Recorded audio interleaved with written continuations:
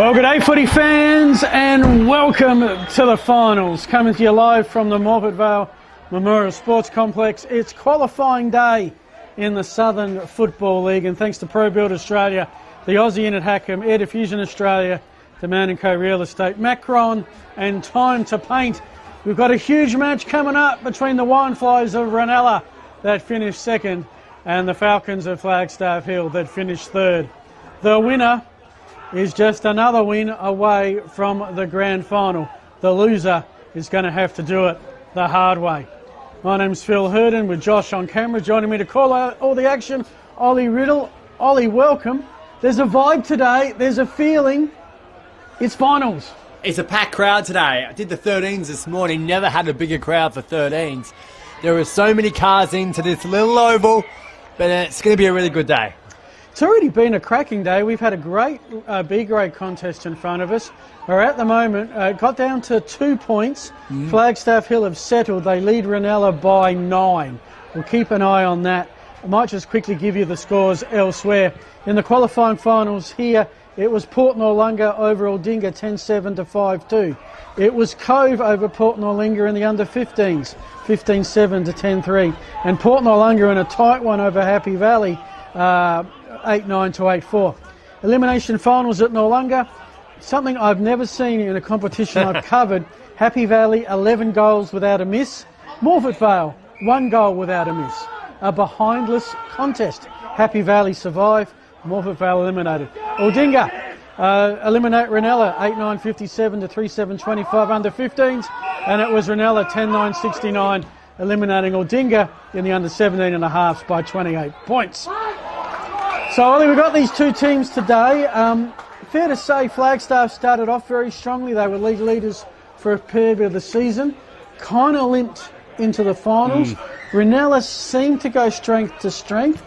But to me, these two teams have probably been at their strongest level that we've seen this year.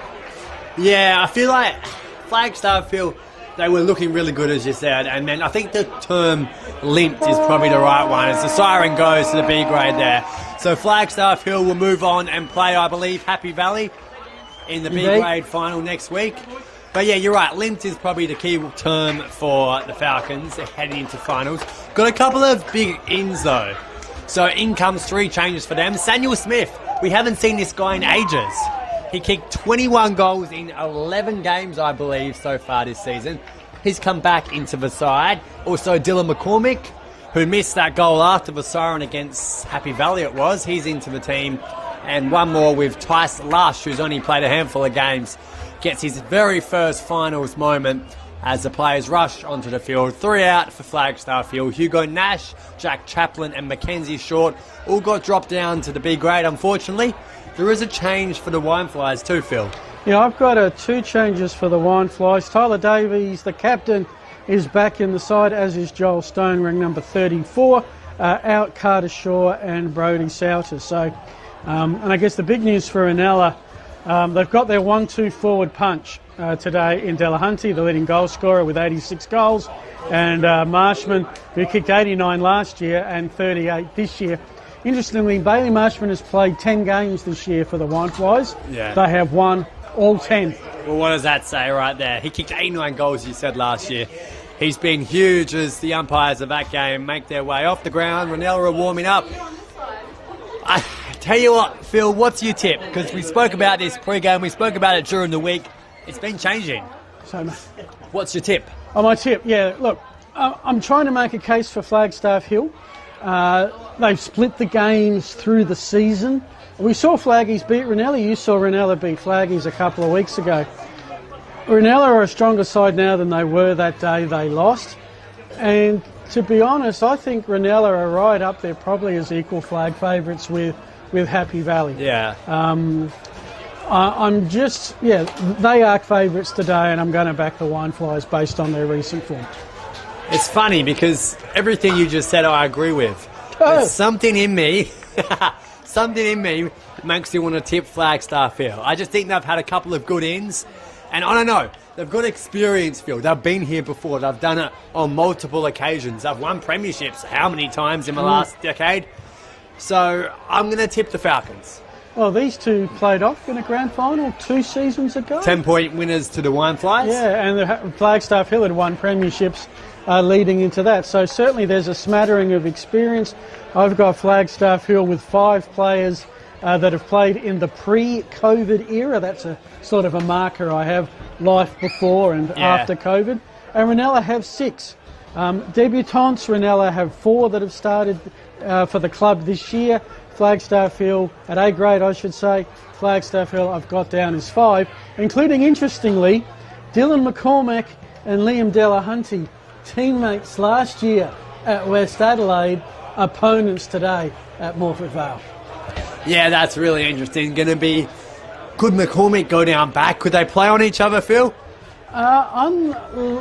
Unlikely, and that's going to be a key thing. I mean, Flagstaff Hill's defence, okay. It is settled. Although you saw the game, it seems like an eternity ago. It was 2 weeks. Yeah. Reynella jumped them 6 goals to zip. Flaggy's got him back, and it was sort of like Flagstaff Hill had a good middle, poor start, not too great at the end. And to be honest, in the games I've seen Flagstaff Hill, there's been a level of inconsistency. They'll have a great quarter, drop off, they'll have a poor quarter, and pick it back up. And maybe the one that does stick in my mind was probably their worst loss of the season. Just so happened we were there when they went to Port Noarlunga. Yeah. And Port Noarlunga beat them rather badly by 43 points back 3 weeks ago. Yeah, I agree. That was probably their worst loss of the season. Taking a look at our umpires today, Darren White, Alex Garlick and Josh Niederer are going to be our 3 umpire system rolling through. Craig White, Justin Keller and Jacob Keller will be on the boundary, and then John O'White and Hayden Modger in goal. 3 Whites, by the way. It's almost, when they matrix it up, it's almost like a game of noughts and crosses. You've got 2 Kellers and 3 Whites. Darren, field, Craig, boundary, John O, goals. So the Kellers, I believe, are father and son along the boundary, and then the Whites are all brothers. Well, that is Southern Football League and suburban country footy. And look, there's a wonderful vibe around the place today. The conditions to watch, magnificent. You can choose a polo shirt, or if you want a light hoodie. Plenty of sunbaking out. We've got a Reynella contingent out on the far side in the utes backing up. We've got the teams breaking their huddles about to head forward. We will do our best to keep track of Cove and Port Noarlunga in the elimination. We, of course, saw huge scenes at Cove last week. You're tipping that one, Ollie? I don't know. I'm going to tip Port Noarlunga. I've gone for a roughie here, so I should tip the safe option. But Cove are good. Cove can beat Port Noarlunga.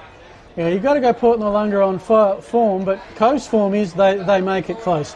Thanks to ProBuild Australia, the Aussie Interhackham, Air Diffusion Australia, the Mountain Co Real Estate, Macron Sportswear, and Time to Paint. It's time for finals. Your caller, Ollie Riddle. So the umpire throws the ball up, and we're underway to first finals matchup of 2026. Caught a little high, umpire ignores that, and we're going to pile on the top, and we'll get a ball up. And both these teams, Phil, Reynella lost by a couple of points last year to Christie's Beach in the elimination. Flagstaff Hill lost to Port Noarlunga by 50 points in the prelim. Both looking to get their first finals win of the season. Wrapped up and around was Davies. Umpire calls for another ball up. Yeah, of course, last year it was Happy Valley and Port Noarlunga in the granny. Port Noarlunga getting up narrowly. So these two sides looking to return to McGain Stadium, which we will be there for. Book it in your calendar. September 19. Grand final day of the Saturday comps in the SFL. Ball thrown up. Stanford and Mitchell both go at it. Nice side bump from a couple of players. Umpire's called a free kick here. It's heading away. And we didn't actually check out the coin toss before the match, but it is heading away to Wineflies with Alex Lawley, who's going to get it and he's going to go. Sets it up for the Leapers. They certainly came from the back. Play's going to move on, and I believe it's Potter who's kicked the first goal in the match. Umpires will signal a goal. Reynella are on the board, and straight away, Phil. Vice Captain Water Reed, Delahunty, I think it was, who provided the contest. And Potter left unmarked goal side. Ball sat up as needed. And just like that, the Winefly strike first in maybe 90 seconds on the time to paint time clock. Well, they got the first. Flagstaff Hill would be worried if they get the second because it'll remind them of what happened 2 weeks ago. With 5 or 6 goals it was, maybe even 7. only 2 weeks ago. Of course, I was there commentating that match, and it just got out of hand. They were goalless at quarter time. So you're right, don't want to let concede too many to begin with. The Demons may pitch in. As the ball's going to be thrown up, Stanford and Mitchell again. Stanford got higher. Patworth chasing it. In the end, he grabs the player. Umpire says, holding the man. It's the correct call. This time, it's heading the way of the Falcons.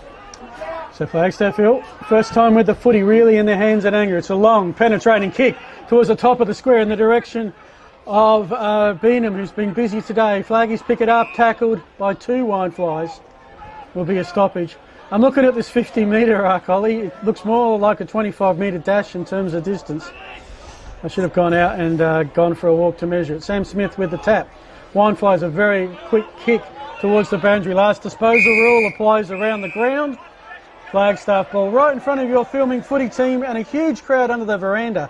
You're with Phil Hurden, Ollie Riddle and Josh on camera. I'm not sure what Morphervale would think about you and your tape measure out there, Phil. Ball's gone to the back of the pack and just thrown him around the body, and we're going to have a ball up right in the goal square there. Well, Emu Park is known as one of the smaller grounds in the league, and there's a huge gap between the arc and the centre square. Makes no sense. You're right, there's probably a 5-10 metre gap there, so I know grounds where there's not even a 1 metre gap between the two. Yeah. And I do know there's a Sandfield ground that I won't name, where the 50-metre arc is 45. Yeah, I've umpired there. It was extremely small. Player's going to move on. Bouncing ball. No Reitman can get a tap at it. Patworth underneath all of that. Wildman's there too, and the umpire, just as they escape, is going to say, I'll throw it up.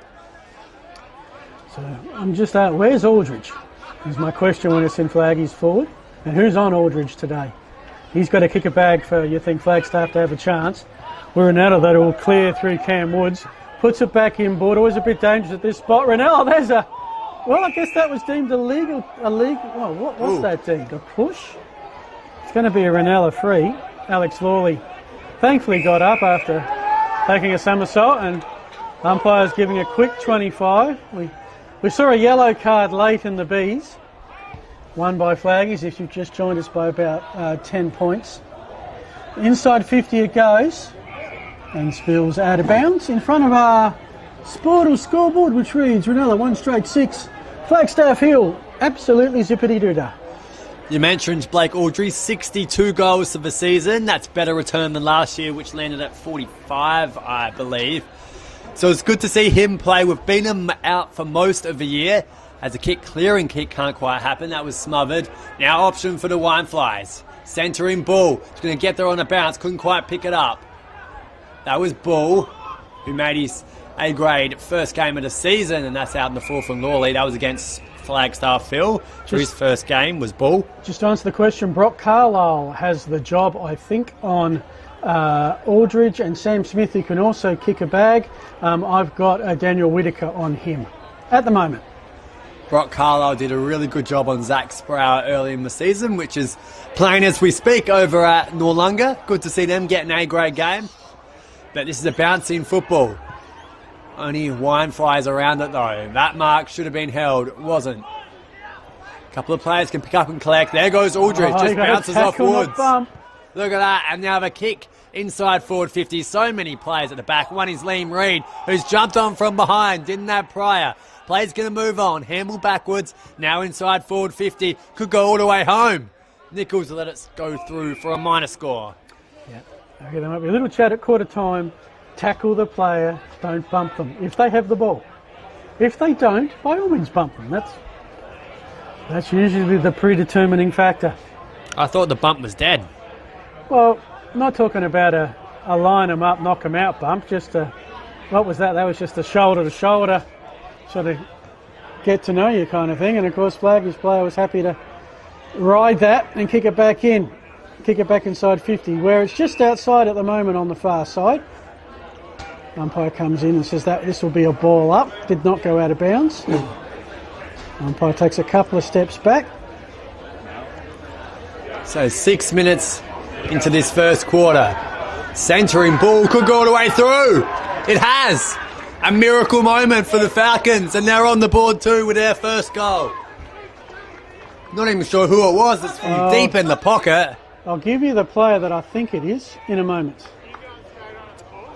Fantastic effort there from the Falcons. And I think that was Mitchell Johnson. Mitchell Johnson, there you go. When he's not playing for Australia, he's kicking goals from the pocket. And they hit the front, the Falcons, by a singular point. Well, that'd be good after their start last time. And Flagstaff have been guilty occasionally of getting burned at the start. It's interesting, when we called them the first time, you might remember, Ollie, it was kind of dour conditions, and that we had a goalless first quarter. It was probably one of the most miserable quarters of my life. And I've watched a lot of Crows games in my life too. But no, it's good to see these two teams. They're tight. That's what it's a tight contest always between these two. And I actually did a bit of research during the week, Phil. They have played, and I'll see where it is. I believe they've played 4 finals against one another in the last decade. And the Falcons have won 3 of them. Perennial contenders, these two. And the other factor for Flaggies, and I think to their advantage, they had the bye last week. Chance to refresh, because at this stage of the year, a week off generally is priceless. So just get rid of some of those aches and pains as Reynella go forward, and they find Liam Delahunty's going to get his first kick in anger this afternoon. So they should be fresh. We'll see if that comes to the fore. Of course, you can be rusty as well, but that's why that first goal is so important. They're a professional outfit, the Falcons, so I imagine the rest is going to help. Delahunty will kick pretty much on the arc. Slight angle, possibly some wind at his back. Sets left, it doesn't make the distance. Maybe it is 50 instead of behind, and I think on the scoreboard, it's a draw. Well, it's interesting because, according to them, that's the first behind. Puts Reynella in front. I tell you what, we have to commentate, Phil, and do the scores. I think we do a better job than those who just do the scores. Yeah, I'm pretty sure Flaggy's got it behind. Anyway. Well, thankfully it's first quarter, not final quarter. Intercepted play. In the end, though, a decent mop-up job as the field umpire takes a little tumble. And it was, Ollie, it was Brad Potter, who's been busy today, who got in the way and stopped the clearance and gets the clearance right there. So this is Isaac McCormick. Probably played his best game I've ever seen of him against Reynella. And he just hosts that all the way through. It's going to roll inside 50 for the Falcons. Massive kick. That handball didn't quite find a teammate. Play's going to move on. That was Cameron Brown underneath all of that, and we'll chuck it up with the umpire. Aidan Carney was moving with speed. If that hit him on the chest, he had an open goal beckoning. Instead, he's got to go back and do the ruck work, which he does. He taps it down to Cameron Brown, who's...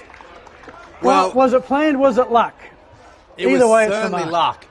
It was also luck that the umpire paid it, because although we're calling that 50, was that really 15? I would give that 15 every day of the week. Maybe it's because of how fast the ball came in. And of all the players to kick it to, it's their leading goal scorer, Blake Aldridge. Straight in front, 15 metres out. This certainly to put Flaggies in front. As we've got an injured Winefly coming off. You keep an eye on that as Aldridge has kicked his first goal of the match. He's on the board. The Falcons have their second. 62 was his final tally for the home and away season. A great outcome, 19 more than last year. Yeah, we do have an injured Winefly. You can see they're in a fair bit of pain too. Didn't catch a number, unfortunately, Ollie, because we might go and check that. Well, we can always shout out, but I think he's in a little bit of pain. Quarter time. In fact, it's Liam Reid, who can barely walk. Yeah, he needed a fair bit of assistance to get off there. So Reynella might be down to play early days. And Reid is the type of player which would love to match up on either Beanham or Aldridge. So concerns early for the Wineflies. Stanford into the ruck, along with Mitchell, who got the tap. Is going to hold it up there. Now, here's interesting, Phil. There's someone playing for the Falcons today who is in Game 2. Yeah, A-grade Game 2. Yeah. As the Falcons do go forward, Bradley Patterson looking out there for Smith. He was that high. It was high. A couple of afters. There's going to be a Flaggy shot on goal. What they don't want to do, Reynella, is give away a 25. We saw that costly. Do we see that costly last week? as it's going to be Nathan Beanham. Sorry, I'm pulling it wrong. It was Port Adelaide in the AFLW gave away 2 50s in the third quarter, and Hawthorn never looked back. Time for a captain's goal from Beanham. Definitely gettable. He's dobbed it. Back-to-back goals for the Falcons. They've got 3. What are we going to call it? 3-1, Ollie? It's 3-1 to 1-1. On the Ollie Riddle scoreboard, sponsored by Sportal. So Liam Reid is just underneath us right now, who's still limping in agony, and his man's just kicked the 3rd goal for the Falcons. I hate to say it, Phil, but that's not a great sign for Reynella. Yeah, well, we talk about the 1-2 punch of Marshman and Delahunty. Of course, it's Potter who crumbed a beautiful goal to get proceedings underway. Is that the trio that Flagstaff need of an Aldridge, a Smith, and that last goal scorer in the captain Beanham? So kick out towards Aldridge. He's taken the mark. Beanham kicked 53 goals last year, Phil. So certainly a big contender, and that couldn't quite find Smith on the bounce. In fact, we'll have a throw-in from the boundary. Yeah, the only thing Smith could do there was touch it, so that it wasn't a last disposal rule, which it is all around the ground in South Australian football. Ruck's about to go to it. Is that Carlisle Lyric or Stanford? Anyway, Reynella, short clearance. Looking there for Seckham. Tackled, spun around, got the hand pass out McGuinness. Gee, there was a good play there by Patterson to hold his ground. Kicks forward, it's touched, so it's not a mark. No prior opportunity. Ryan Munford was not going to get the shot on goal. Flaggy's doing all the attacking, Ollie. Straight out of the right goes Carney, span around 2. Play's going to move on. McCormick was there. Handball came out from Carlisle. Now Woods, so don't argue. In trouble now, just gets a kick away. Bouncing ball, it's going to go over the line.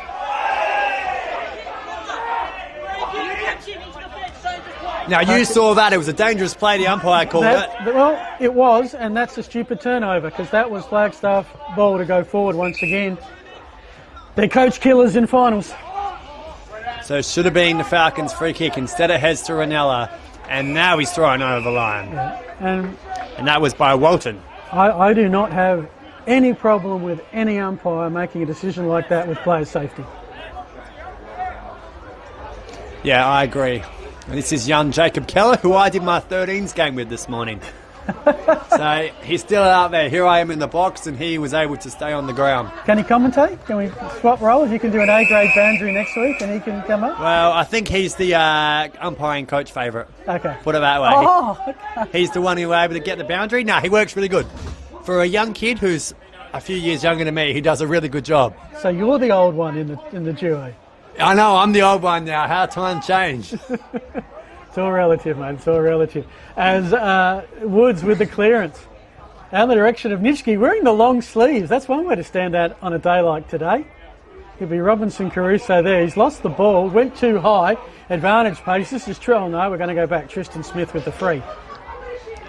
So we've got 2 Smiths. We've got Sam and Tristan for the Falcons. Sam 3 up forward. Tristan 22 down back. So probably won't get him too confused. Also got to watch out for the McCormicks as well. They are well, you brothers. don't get them confused. Not with the Isaac headband. Have they made that a merch item at Flaggies yet? Well, they certainly could. I know the Vikings have got a Viking helmet that they make out of merchandise. We'll see that next week. We certainly will, you're right. It's a flying centering shot almost. Goes out of bounds. Yeah, so next week, the winner of this gets the Vikings at Aldinga for the direct path to the granny. Loser heads to Christie's Beach to take on the winner of Cove and Port Noarlunga, happening as we speak at the Shoes, assuming it didn't flood out over the last couple of weeks.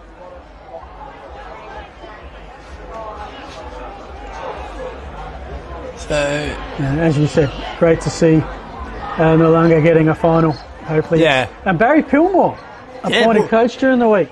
What a big steal. I think he's won 6 premierships as coach as Wollonga. Played over 200 games for Noarlunga as well. So, a terrific steal there. And I'll be very, very happy to Shoe fans, put it that way. Yeah. Double tackle. means that Mitch Scotland is a little slow to get up. They're already down 1. Scotland is just trying to shake it off. You call the footy, Ollie. I'll just keep an eye on him for a little bit. Ball's been thrown up. Woods is the first to pick it up. In fact, it's the Falcons who come away. Umpire sets a throw. Reinella's ball.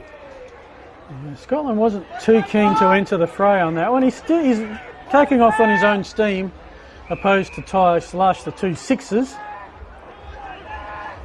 Looks like he'll be fine. Papworth to Woods. And now knocked over the far wide spot, right across the other side in front of the Emu Park sign. Mark's taken. Handball on.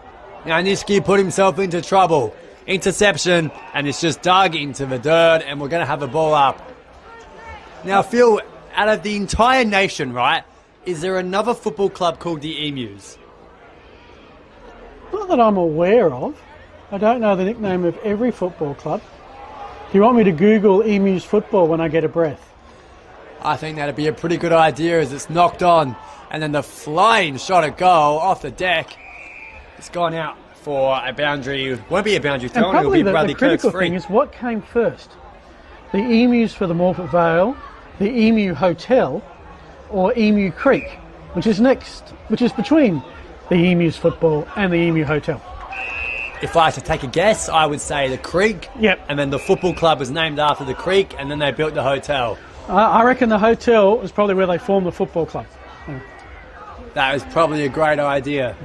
As McCormick put himself in trouble, got the handball out. And the Falcons had all to himself, and now they break through. Kick forward, plenty of options, but there's a man standing in the hole. It's a mark taken. And this time it is Whitaker. How are we doing with the time to paint time clock, Ollie? 18 and a half minutes gone. It is a 12-point margin. So what are we? A 4-goal quarter thus far. Time on about 90 seconds away. Reynella got a goal, pretty much their first inside 50. Flaggies have had the best of it since. This is Scotland out the back. Let's see if he's up to the challenge. Pretty much. Ball spills out of bounds. Throw in. So Scotland came back in the team last week after a long-term injury, I believe.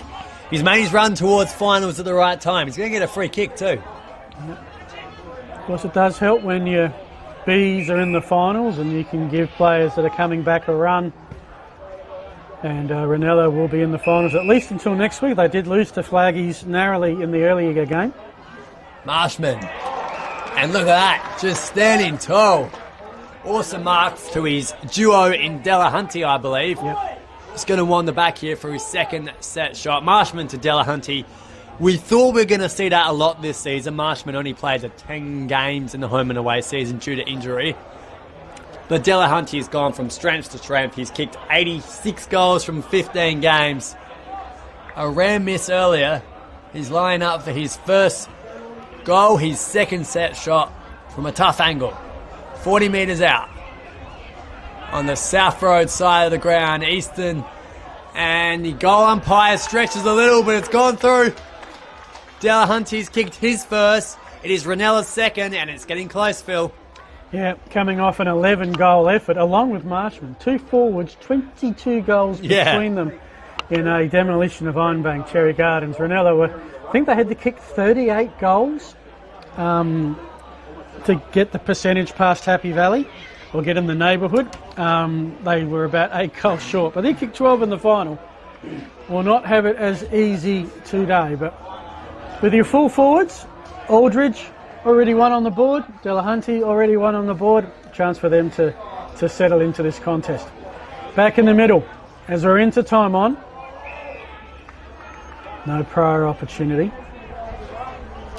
Try at quarter time to get you a score update from Nollunga, where it's Cove and the Cockledovers. Fascinating contest.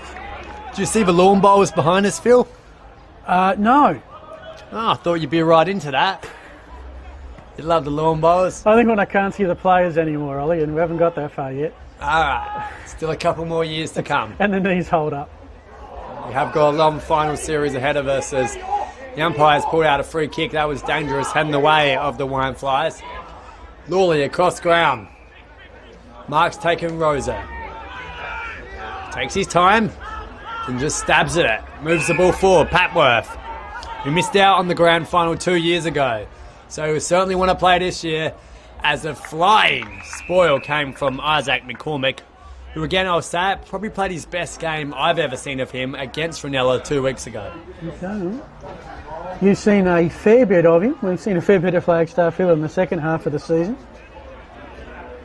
Somewhat ironically, as soon as we started seeing him, they started struggling. I'm not sure if there's a link there. We do have a free kick. It's going the way of Nitschke. Reason unknown, unless only you pick up the secret code, being a member of the Umpires Club. And Nitschke wants to have a shot. Played 4 reserves games this year. His spot hasn't been fully cemented. Sam Nitschke has not kicked a goal for Reynella. There you go. Until now. And just like that, we are pretty much tied up. Depending on that mystery point, it's either Reynella by 1 or we are tied up at 3-1-19 apiece. Yes, Sam Nitschke, one of 4 clubs coming from the Newton and Chilwell Eagles in the Geelong Football League, originally from Kerrang, which is out Swan Hill territory. Right.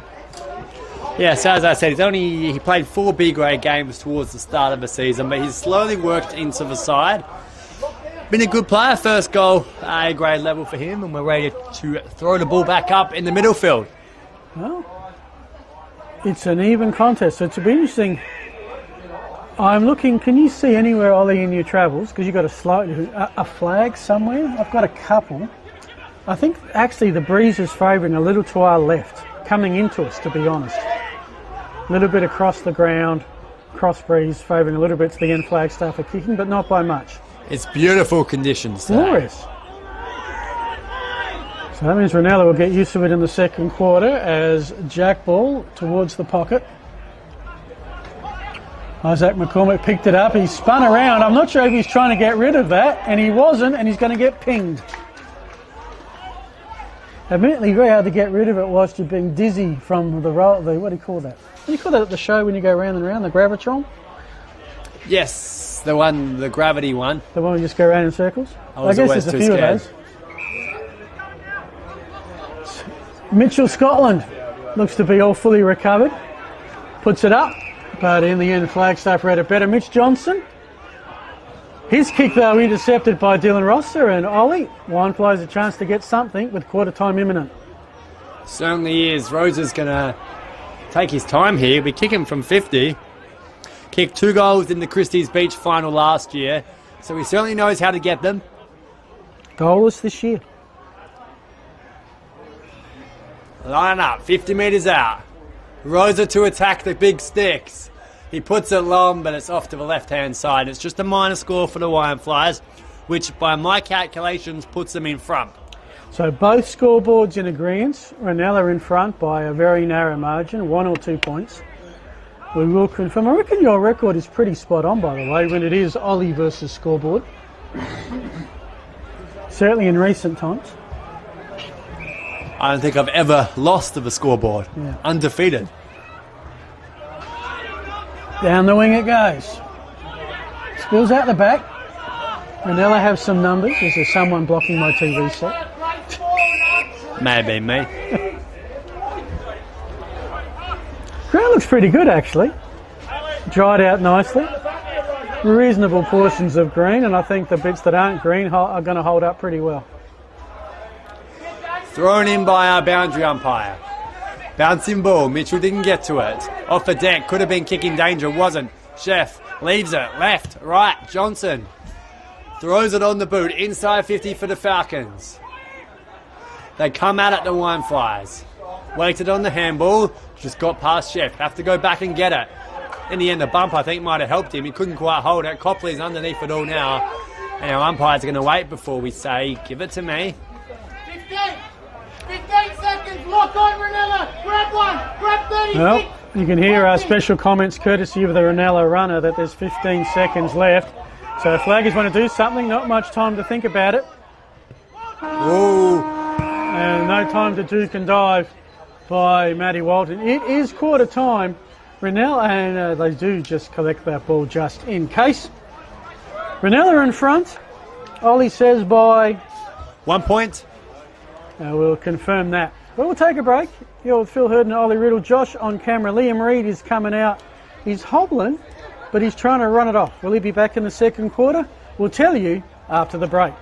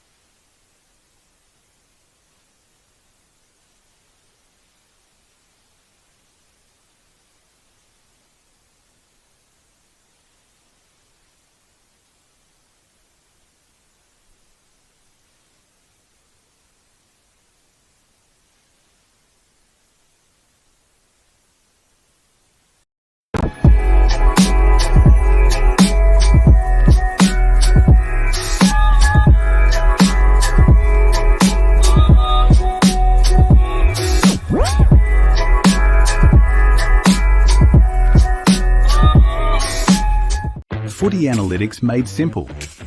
Improve your team performance with My Dartfish Live S. Quickly tag key games actions during or after the match. Replay moments from the match, frame by frame or in ultra slow motion. Access richer content, dive into detailed statistics and filter what matters most with ease. Create playlists to show problems or areas for improvement and share them to your team. My Dartfish Live S supports Aussie rules football coaches to optimise team performance.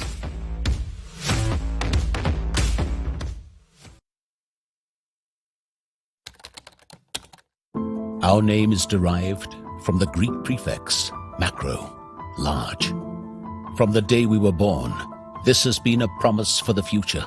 We have grown through dedication, sweat, self-denial, faithful to our mission of being on the side of those who put themselves on the line.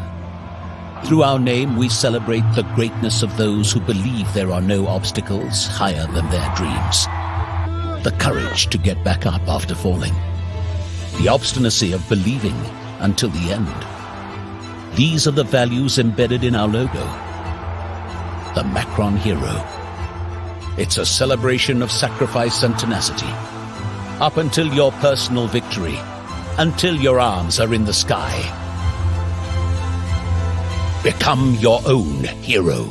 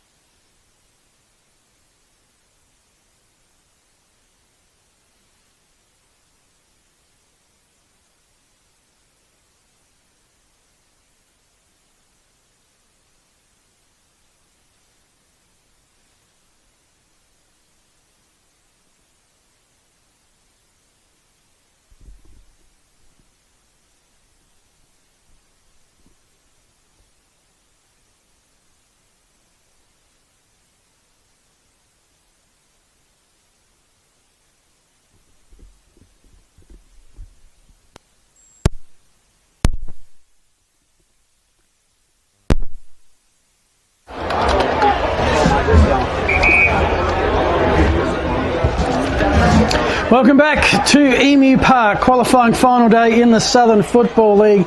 It is Reynella leading Flagstaff Hill 3-2 to 3 straight. If you put it all together and mashed it into a sort of a stew, you'd say pretty even. Reynella had their bit of dominance, Flaggies had their bit of dominance, and in the end the 2-point margin, Ollie. It's a good stew, Phil, put it that way. Very, very happy to have that on a Friday night dinner. But we will go through the goal scorers. Potter kicked us off with the very first goal. Bradley Potter inside 90 seconds. Miss Johnson kicked the first for the Falcons, and then it was Aldridge and Beanham before they broke back the Wyam Flyers with Delahunty and Yuski to round out what was a 6-goal quarter. Can tell you it is quarter time at Noarlunga in the elimination final. Tell us. Port Noarlunga 4-2-26 lead and an accurate Cove 1-4-10. 16-point lead to the Cockle Divers quarter time. Here we're a few minutes ahead in the huddles. It'll be Reynella in the black and white going to the left of your screen. Flagstaff Hill in the navy blue and red going to the right. Second quarter, and your caller is Ollie Riddle. Josh Niederoth throws the ball up, and it's Mitchell, it's Stanford in the ruck, and it's just a hack off the ground. Not very far though, as the Falcon defender cuts it off, and away they'll march forward. This is Blake. He's going to take his time. Cameron Blake, who featured in the best plays in both the games between these two clubs in the home and away season. Could make it a turkey today, as Walton just hammers it all the way home, and the mark's been taken. Back in the pack, he worked his way to the front, Phil, and this is a certain goal for the Falcons. A certain goal. Well, I'm putting it down. I'm writing it down in the book already. Okay. How much football have we seen this year, Ollie? We've seen a lot. We've seen a lot, okay. Have we seen a miss worse than what this would be for Beanham? I remember there was a game, was it Christie's Beach, that kicked 7 behinds? Remember that start? Anyway, Yeah. not Flagstaff Hill. Beanham's kicked it. He's proved you wrong. It's Again. his second goal, first of the second stanza. All right, so just like that, Flaggies take the lead on our Sportal scoreboard, which I've got at what, 4 straight to 3-2. 4-1 to 3-2. For, I'm holding out on that point. well, they didn't change it at quarter time, Ollie, so I hate to tell you, but I'm going with the goal umpires.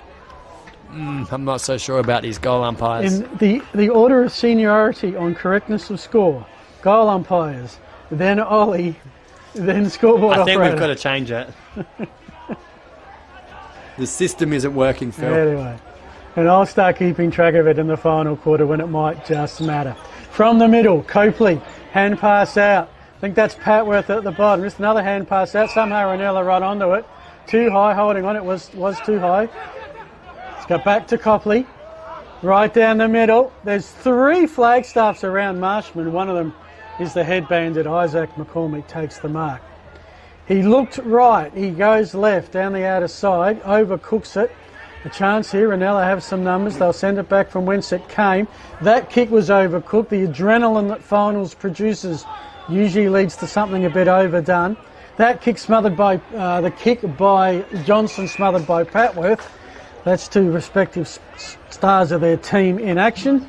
It ends up a ball up. Ollie about 52 out from the Wineflies goal. Umpire bulls it up. Kick forward. And a diving slips catch almost from McCormick. Wineflies have got a moment to pounce here, and they wrap him up through Nishki, who, as we said, played a couple of reserves game early in the season. Did kick that goal in the first quarter, mind you. He's doing the ruck work as well. Takes Mitchell out of it. Could have been a free kick. Didn't really get anywhere near the ball. Is there something called insufficient attempt in the ruck contests? It certainly would be there, as Rosa can bring it back inside 50. Doesn't. Gives it to Copley, the centering kick. And now the whole ground could open up from Talon Copley. Goes with a long kick. Trying to find Nitschke. Flagstaff Hill have done very well and might get a chance, Ollie, when they set up. It feels like Flagstaff have got 1 or 2 extra back. Just those kicks, the Flagstaff seem to have more numbers at the ball. Well, we spoke about in the first quarter of our last matchup just a fortnight ago, conceded 6 goals in that quarter. Maybe they're just a little timid to have a big score kicked against them. Want to keep it tight. I don't blame him. Beanham's going to get the free kick here along the centre wing. I'm actually seeing them matched up. I think it's man on man. Just better structure for the Flaggies defensively in the last couple of minutes. Mark's taken along the centre wing. This is Ryan Mountford, who spent most of the year in the reserves, but funny enough, he gets yet another opportunity for a finals campaign. Aldridge is the target. Long coming around from the side. Good mark. And I'll tell you what, Reed has springed back to life. Yeah, back on Aldridge. That's a big matchup. Aldridge already with a goal. The Wineflies concede to keep possession, work it around the hillside here, finding a target. They look to run it through Bring it back inboard. Spots up captain Tyler Davies back in the side this week. They bring it further back. They're taking a scenic route, but they're keeping possession with Whitaker. Whitaker's got the job on Dylan McCormick at the, on Mountford at the moment. They're moving it nicely to Patford from the edge of the arc towards Delahunty. Potter lurking. Two Flagstaff players all end up on top of each other. And holding the ball's the call. I really, really want to see the replay of that. I can't. I reckon it's Potter who's ended up with the footy, a chance to be the first multiple goal scorer. Really interesting opportunity. Beanham's already kicked 2 goals, by the way. The first for the Wine Flyers. Holding the ball in a final, paid in front of the goals. Potter's going to line up for his second. And he's put it to the left-hand side. Can you believe that? Oh, I can, because I just saw it. And no goal is guaranteed, Ollie. I was waiting for you to say you put that one in your book. No, I got lucky the first one. Lucky. Not going to go again. You are going to quit while you are ahead. So Walton's going to march out of defensive 50 with the kick. Look at that. Straight down the middle. You don't see that too often. May just work out for the Falcons. Chef running forward. And look who's gotten out the back. Bird's on him. It's Beanham who's got to pick it up. Campbell forward. And just thrown into the turf too, mind you. And we're going to have a ball up from one side of the field to the other. Yep. Right in the southwest pocket, I guess the Noarlunga centre pocket. Kick comes in. Flagstaff chance to Aldridge. Creates space. Snaps around the body. That is from the top shelf to Blake Aldridge. You cannot give the man a metre. And he's dobbed his second. And so we've had the miss down one end, converted to a Flaggies goal down the other. They call that the 7-point play. 6.5 minutes gone, it's a 9-point lead. Aldridge has 2, which brings his season total up to 64. Yeah, so, I mean, it's a side note, because finals are all about winning. Yeah. But let's just throw it out there while we've got a 10-second break. Delahunty coming in today with 86 goals. He has won 87. Can he get 100? I think he probably... If Reynella can play in the grand final at least, I'm going to say yes. It's almost like Reynella would have to lose one to get the extra final. Yeah, maybe. There, which is why it's not as relevant as what the team needs, and that's wins. So, hacked out, kick forward. All sorts of Wine Flyers around it.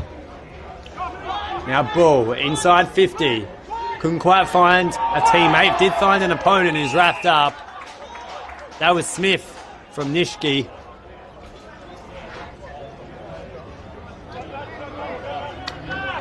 So, on the arc, right in front of the facilities here.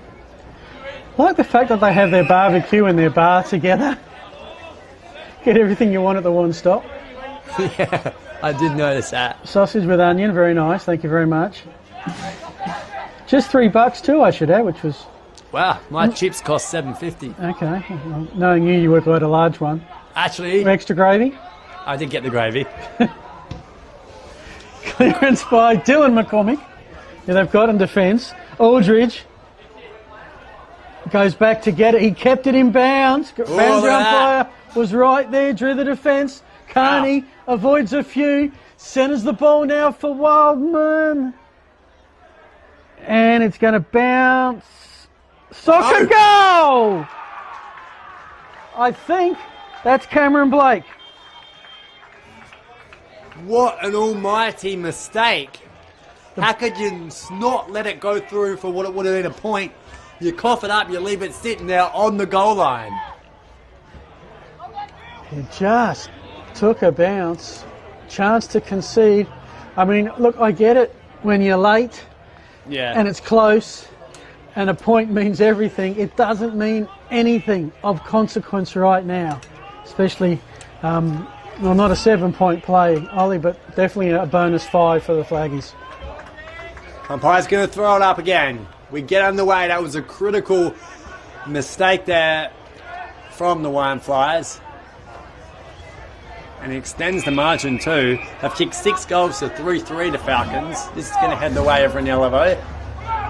Game high 15-point lead according to our official scoreboard. Reynella sort of feel like they need the next one. It's with Potter. Towards the cricket pitch. Won't be that long before there'll be some action and anger right there. Another crossover. Jack ball. 80 out. Tries to pinpoint the kick. Delahunty double teamed. Right now, Flaggy's D is doing their job. Throw in. Right next to the behind posts. The wind has died a little bit. The flag's on top of the club room's pretty limp. Hand pass comes out. Walton, if he's free, gets the kick away. It's outside 50 now. Well done. Beautiful evasion. Great shot. Oh, there's a team lifter. One of the goals of the years. It's from Woods. Cam Woods. That was from long distance too. His 10th goal of the season. The Wineflies needed that. So he was on the A-grade list for Noarlunga last year. Spent a lot of time at South Adelaide though, and the same for this year as well in the reserves. But he's made a change to Reynella in the last couple of weeks. Took over Lewis's bird spot against Flagstaff Hill 2 weeks ago. Both of them are playing today though. Yeah. You're right, that goal had everything. Yeah, and he was third best last time they met. And Bird, who was best, one of the best when they lost in round 8. So they're both in the side. Margin back to 9. Favour of the Falcons. Haven't seen a lot of that number in front of us. 36, Braden Hayward Ferrers. How are you seeing because Darcy Mitchell's a big-time player for Flaggies. He's in the rock contest with Stanford. You think Stanford may be the backhanded tap there. I think that's a Flaggies clearance. Went more up than lengthwise. Charging in for the football. That was a Utian boy, by the way. Now we're in A-grade game number 2. Played for the ADFA Rams in the Canberra comp earlier this year. Socket off the ground, no, maybe snap, tackle, and free kick out of order. That will go the way of Reynella, holding the ball, I think, the call. Speak about Wineflies fans can just take a breath. You speak about Mitchell before, Phil. I almost feel like he has to be Mr. September if Flagstaffs are going to win another premiership. Lawley can get it, and he can run. Inside forward 50, one-on-one. It's Kirk, it's Delahunty, got the fisting. Nishki can get it on the bounce. Leaves it for his teammate. And now Potter. Yes, he squeezes it home. It's his 3rd goal of the match.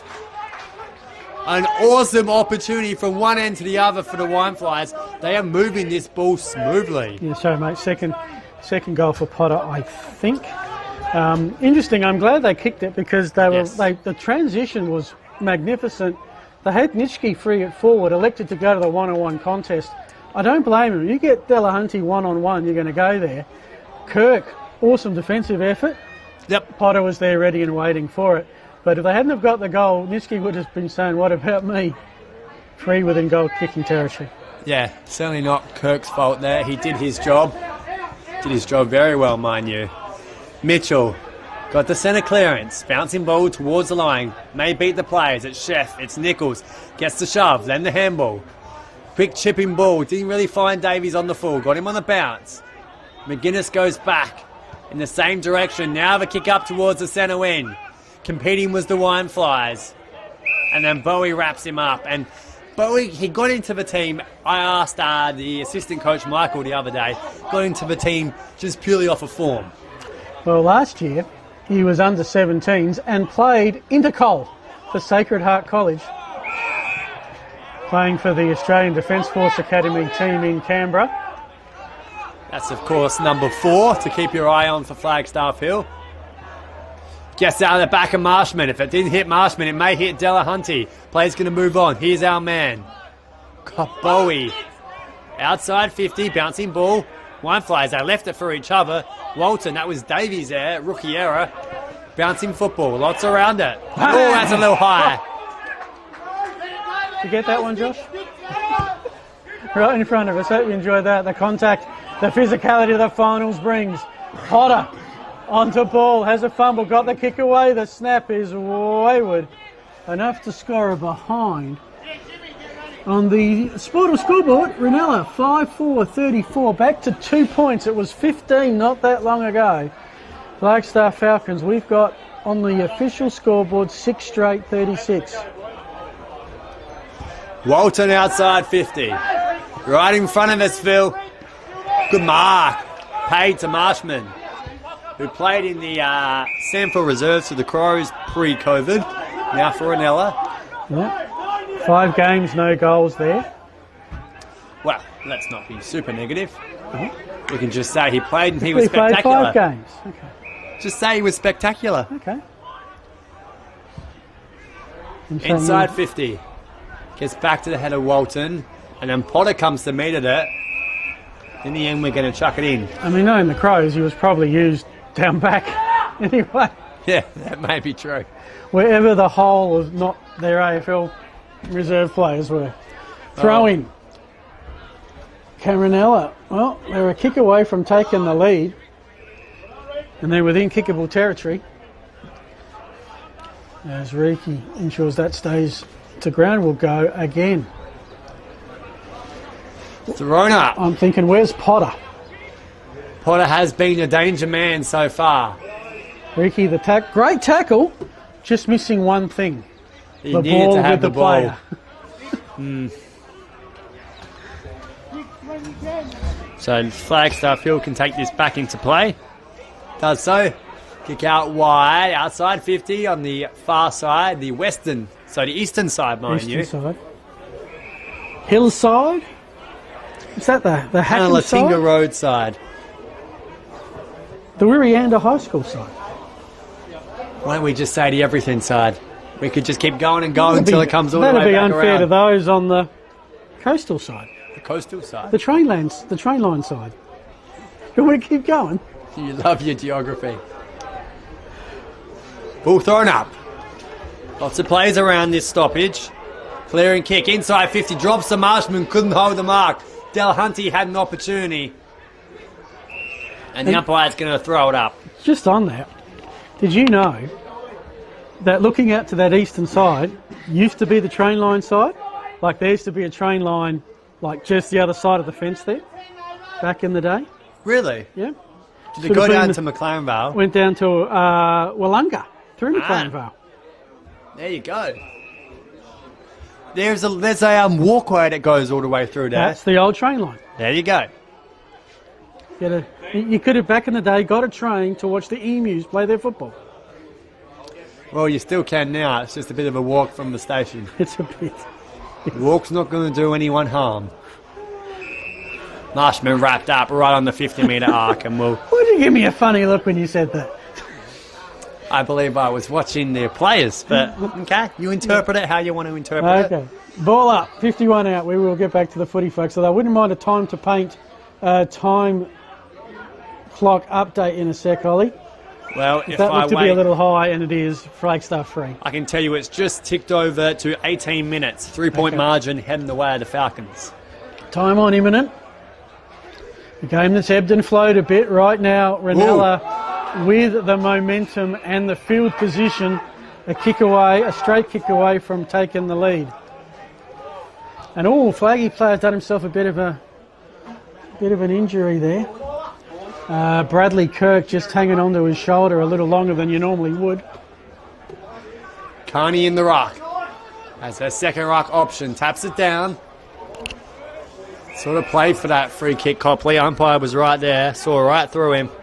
But I do think he's been one of my favourite Reynella players, barring trying to get a high free kick there, Phil. Yeah. Callan Copley, he's featured in the best players the last time his two sides played. That's a fortnight ago. High kick. Sort of a bit of a semi-torp on the spin with that one. Again, takes a bit of a crazy bet. It's a firm field, but that doesn't mean the ball is going to bounce as you expect it to. Thrown right in front of us. We're in magnificent surroundings here, up high above the Reynella coaches' bench. We've got league officials to our right. We've got timekeepers to our left. I'm stuck in the middle. I shouldn't say that. We're in the middle, prime spot. Calling a big game, biggest game of the year so far, with more to come. Carney's clearance. Take it away, Ollie. Carney's clearance indeed, and they're just going to move it forward. Malford, look at that, spearing ball. Mark's taken. I believe this is Aldridge too. Yeah. And this is certainly kickable by his standards, not Aldridge, mind you. Sam Smith. It's Sam Smith, who hasn't been cited since round 12 in today. Kicked 2 goals against Reynella in their first matchup. Yep. From the Northern Eagles of border districts. 50 out. It's long, it's off to the right-hand side, and it's through for a minor score just. Aldridge almost brought that down one-handed. First minor score for the afternoon for the Falcons. Just keeps their lead 1 point further. We'll be into time on now. Some of Renella's play's been pretty good. Long kick. I reckon they have got a slight breeze advantage. Marshman only went down as far as Flaggies, though. They will try and keep it in. Yep. They work it around nicely. In fact, I thought that was a little late on Dylan McCormick, free downfield, which will bring the discussions. So where's downfield? Downfield is straight in front, 50 out. Critical error. Mitch Johnson says, I was closest to it, umpire. No, he lost the argument. Is that back to Smith again? It is. No.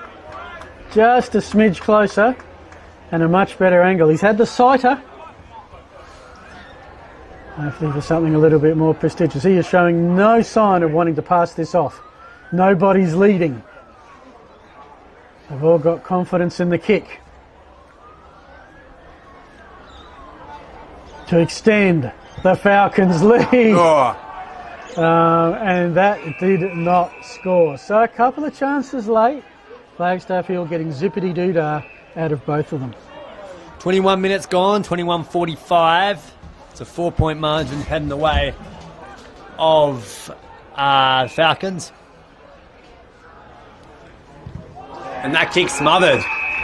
So that was a terrific work there. And they're going to keep it at their end, Phil, which means you're going to have to get the binoculars out. Okay, I can do that. And tell me what you see. I see a man in lime green holding a ball in red, about to hurl it back into the contest. Nitschke for the Wineflies. Mitchell for the Falcons. Spills out the back. 27 for Flagstaff. Dylan McCormick with the snap. Has missed to the far side, which is a fair feat. He curled it around, believe it, too much. Falcons double their behinds. I think, no, they go from 6... No, they are 6-2 to 5-4, which by my maths is 38 to 34, a 4-point Flagstaff lead. I think you are. Hang on.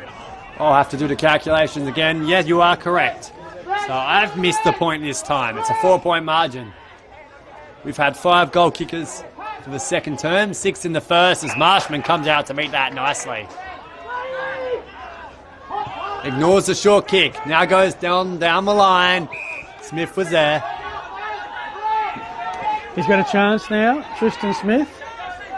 Not sure if it's quite keepings off territory just yet. Maybe another minute or so. That's a fantastic grab down the wing by Bradley Kirk. Oh no, not Kirk, sorry. Aidan Carney. Oh, yeah, Aidan Carney. Smith is saying, where's my free kick? Not to be thrown in front of pretty full car park here at Morpeth Vale. Of course, been going since 8:15 this morning. The 5th of 5 qualifying finals to go with 5 elimination finals down at Noarlunga. We will get you a score update from Cove and Port Noarlunga once this one hits half-time. We're a couple of minutes ahead. And during the half-time break, we'll also give you a wrap of all the different finals and some finals tomorrow. If too much finals footy is never enough. Certainly agrees. Lawley gets run down, just gets the handball away. Intercepted. Johnson shows some poise. Left and right. Handball is on, and Bradley Patterson shot. He's put it through. His first goal for the match. He's a 200 gamer for the Falcons. It's a big, big moment. 7 goals down. What do you think, Phil? I think goals in junk time are not junk when there's a game on the line. That gives Flagstaff, if that's the last goal of the half, gives them a little buffer. Yeah. And some momentum to take into the break. 5-4 to 7-2. It is a 10-point margin here, heading the way of the Falcons. Of course, Reynella come in favourites here. But Flagstaff Hill, they're just keeping their noses in front. And Phil, who did you tip? I tipped Reynella. And who did I tip? You tipped the other team. Well, what does that say? That says, if it was decided at half time, I'd be buying the drinks. Aldrich had a cider, couldn't quite hold the mark. We'll get a ball up 10 metres to the left-hand side of that. And Josh Niederer, who I've had to ask multiple times how to pronounce his last name. I got it right this time. Should use your phone. No, you've got your phone to record it. You can just play it back. That's a great idea, Phil. Where were you on Monday? Bouncing ball. Could go all the way through. It has. That is unbelievable. Cameron Blake's kicked the goal. I reckon it might be Dylan McCormick. It is. Not Dylan, Isaac. They're all getting around him. They got around him so much, they took the headband off. Wow. Now, that's Isaac's goal, which is his second for the season. Only played the 9 games, Isaac McCormick, but he's beaten the best players 6 times. I guess with that headband, how can you miss him? He's got good news. His headband's back as he goes back to full back. That's massive. That's 2 goals in time on of the second quarter. It's gone from a buffer to a handy buffer. 16 points the margin we have at the moment. Potter has 2 goes, both hit a Falcon. As in the player, not the head. And it will be a stoppage still on the cricket pitch. It's a pretty soft cricket pitch. I was out there this morning. Fun fact, Phil, this is the only ground I've ever fallen over on as an umpire. Okay. And it was running off the cricket pitch back onto the surface. Bit of a drop down. Okay. You okay? Look, it was a traumatic moment. I'm not going to lie. I had to get the other umpire to keep watch of the play. It was, yeah. Worst thing I did falling over on a footy field was before a Crows game, going out with the cheer squad banner. I fell over and a few thousand people laughed at me. Oh, if I was in the crowd, I probably would have laughed the hardest. Yeah. I'll tell you what, they say when you have a near-death experience, the siren blows to half-time. They say moments like that come back to haunt you. 5-4 plays 8 goals 2. It is a 16-point margin at halftime here. Falcons way. Some big opportunities late. Yeah, especially late. Flagstaff kicked 5 goals 2 that quarter. Reynella kicked 2 goals 2. They've taken a 2-point deficit. Flagstaff converted that into a 16-point lead at the main break. You want a couple of thoughts? We'll take a break and I'll get a score from Cove and Port Noarlunga. Yeah, a couple of thoughts for me is that the forward line for the Falcons, straight away having Samuel Smith back into the team, it looks good. You've got Aldrich there, Beanham's playing, they've missed that this year. So it's good to see that those players can combine again as our teams and umpires walk off the field, but so far I like what I see. This game is living up to expectations. Everything you expect in a final, and we're only halfway there. With Ollie, Josh and Phil, we will take that break. Come back to you with much more. You're watching the Southern Footy League thanks to Filming Footy.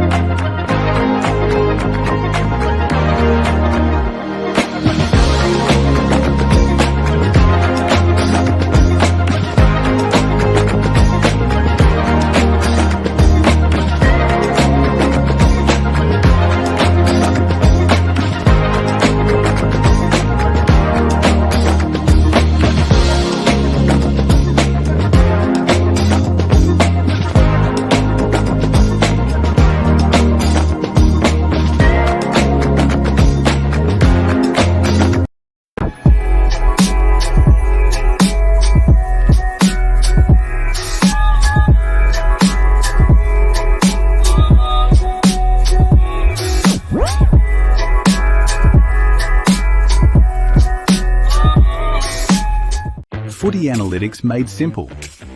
Improve your team performance with My Dartfish Live S. Quickly tag key games actions during or after the match. Replay moments from the match, frame by frame or in ultra slow motion. Access richer content, dive into detailed statistics and filter what matters most with ease. Create playlists to show problems or areas for improvement and share them to your team. My Dartfish Live S supports Aussie rules football coaches to optimise team performance.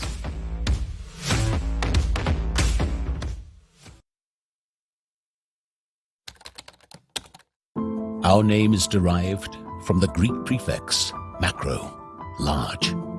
From the day we were born, this has been a promise for the future. We have grown through dedication, sweat, self-denial, faithful to our mission of being on the side of those who put themselves on the line. Through our name, we celebrate the greatness of those who believe there are no obstacles higher than their dreams. The courage to get back up after falling. The obstinacy of believing until the end. These are the values embedded in our logo. The Macron Hero. It's a celebration of sacrifice and tenacity. Up until your personal victory, until your arms are in the sky. Become your own hero.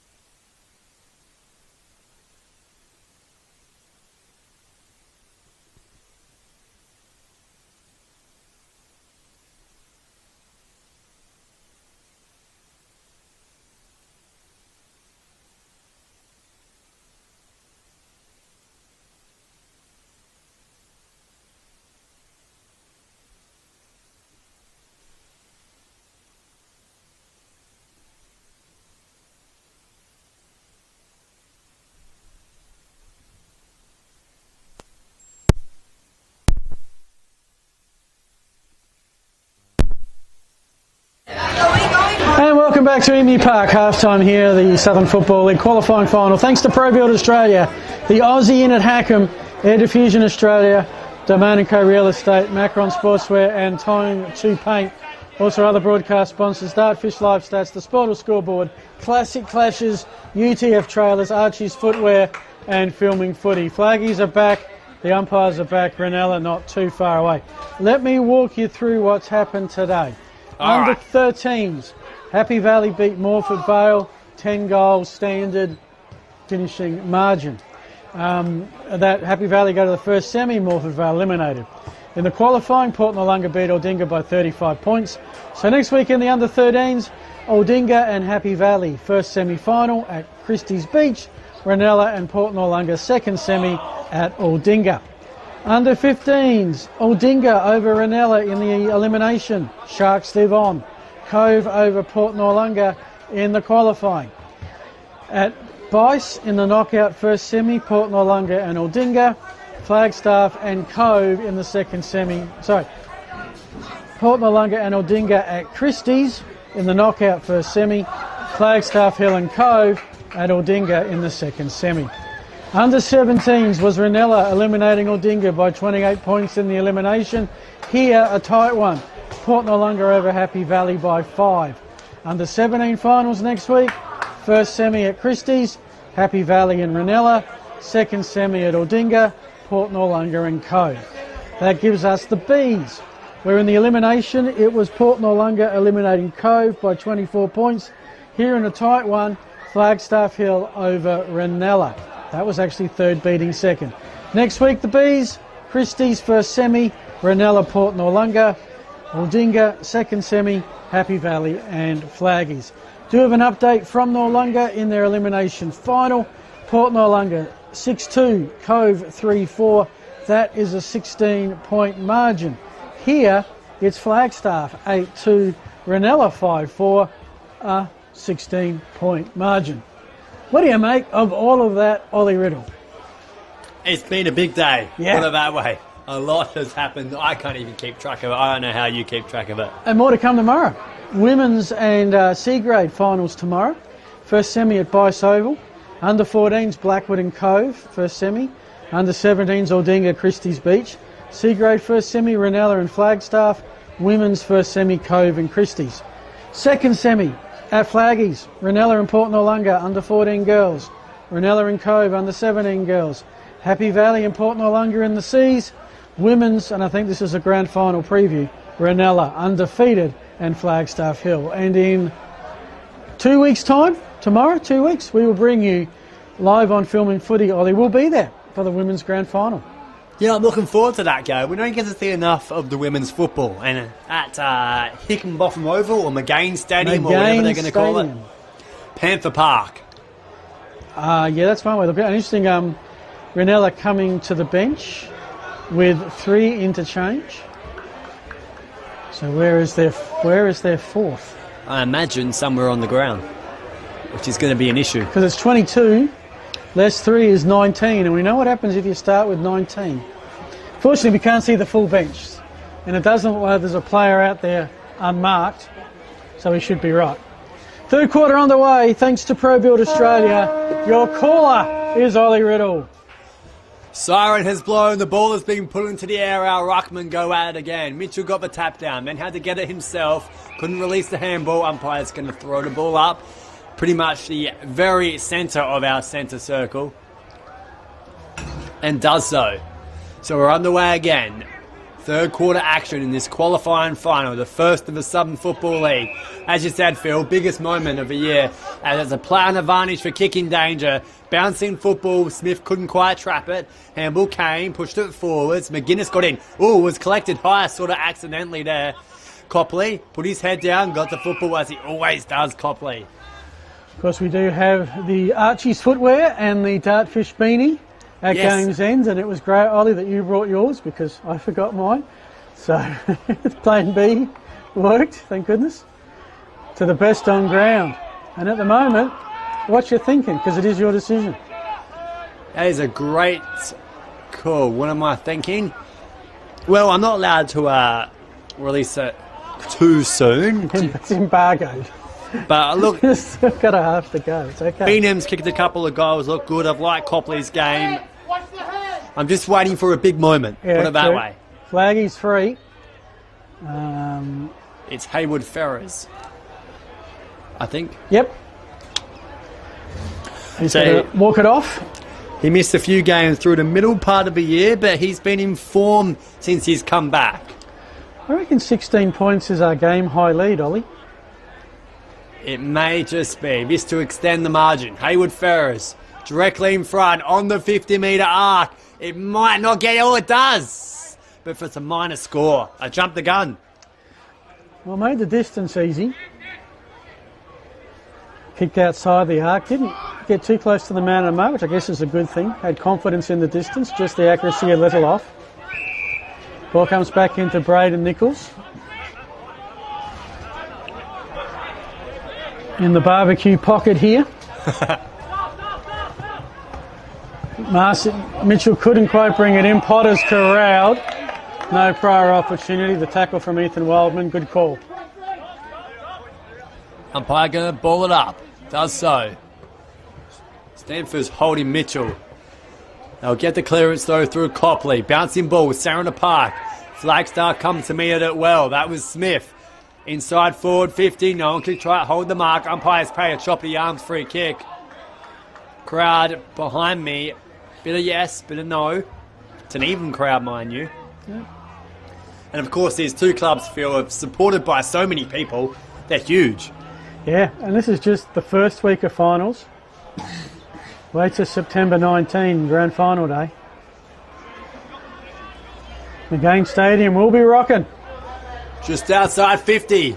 Hoisting big ball. Has it got the journey? It has. But it's off to the left-hand side for another minor score.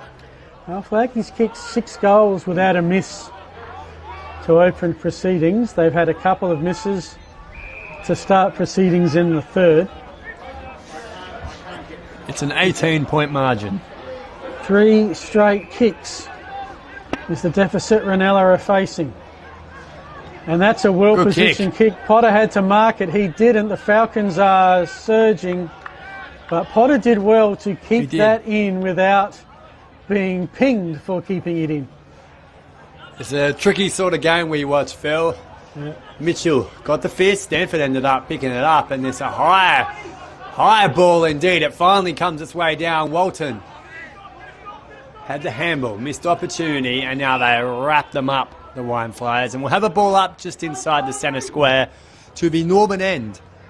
That's why I'm not a big fan of the insufficient attempt free, because you got to base a play on what they were doing, not what they were trying to do. Anyway, kick forward, good mark by Reynella, and what the Wine Flies would love here is Flaggies to miss a couple of opportunities and another go right back. This will test the distance because the man on the mark is he's right on the arc. Marshman turned his back on his teammates. Did he just pick up a bit of grass? Yep. He's got every confidence. Bailey Marshman, we are right behind it. Your filming footy team, Phil Hurd and Ollie Riddle. Josh on camera. And just a little short. Nitschke trying to corral it, but it goes over. So it's 2-1 Flagstaff in the third quarter, all behinds thus far. I was about to back Marshman in there, but then I saw him go off to the right-hand side and kick across the body. He needed that extra distance. And that's when I thought, nope, keep your mouth shut. Walton out of defence. Come back into the team the last few weeks. Good mark there from Smith. I've really missed him. And he just says, hold up, boys. Let me find the right option. He's got Smith in front of him. Instead chooses Jeffries. Oh, well, kicks it between the two of them and just coughs it up. Not touch. Wine Flies ball. Joel Stone says thank you very much. Has played 4 B-grade games early in the year. Spent most of the season in the A's, Joel Stone. And that's a good mark there. Kirk at the back. That's a big matchup, Marshman and Kirk. You'd say points to Kirk thus far? Yeah, well, you say big matchup. I'm sure it's happened over numerous occasions. They'd be very familiar with each other. Nicely done from Walton, who's just going to keep the ball moving forward. But to the head of the Falcons, and now inside 50, drilling ball to Beanham. Couldn't quite hold his position. Woods off to the left-hand side in the pocket. Nichols gets around the couple, just over the head of his teammate. Player's going to move on through Patworth. The big ruckman Stanford gets involved and along the outer wing. They've taken the mark, eastern side. And suddenly from 150 to another, it's Marshman on the lead. Yes, it's just opening up, Ollie. Some quick movements, some open players, and the difference in those two, the pass inside 50, one overcooked the forward, or the forward ran too fast underneath it, take your pick. This one pinpoint to Marshman. He's pretty much on the, I think there's sort of a bit of a gutter there, outside the boundary. His kick, never in doubt. His first for the day. Reynella get the first for the quarter, right back in this contest. He looked like he just sort of stabbed at it. I thought he was going to set it up the way he just quickly played on. But it just floated through. And that wouldn't have been the easiest of kicks, because there was a little bit of a breeze, and that was going at about 90 degrees to what he was kicking at. So a big first goal of the quarter. Sportal scoreboard, it is Flagstaff 8-4-52. Reynella 6-5-41, margin back to 11. But, you know, at half time it was Port Noarlunga by 16 points over the Cobras of Cove in our elimination final. Ball was thrown up. Mitchell got the tap and the clearance. Wood now handballs backwards. Just a chipping ball going to work out, but he plays on straight into a Falcons. Lucky there's a man over the top. That was Lawley. Moves it on to Carlisle. Short kick along the boundary, can't keep it into play. The tap is all he required. And we will throw it in here on the coastal side of the ground. Correct. In front of the lawn bowls there. Yep, and the War Memorial. Of course, this is the Memorial Sports Ground. Anzac Day, they gather in their thousands to the back of here. So Mitchell collected a player who was nowhere near the football. Umpire says play on. Walton had it, as well as Stone, and in the end the boundary line wins out of ball.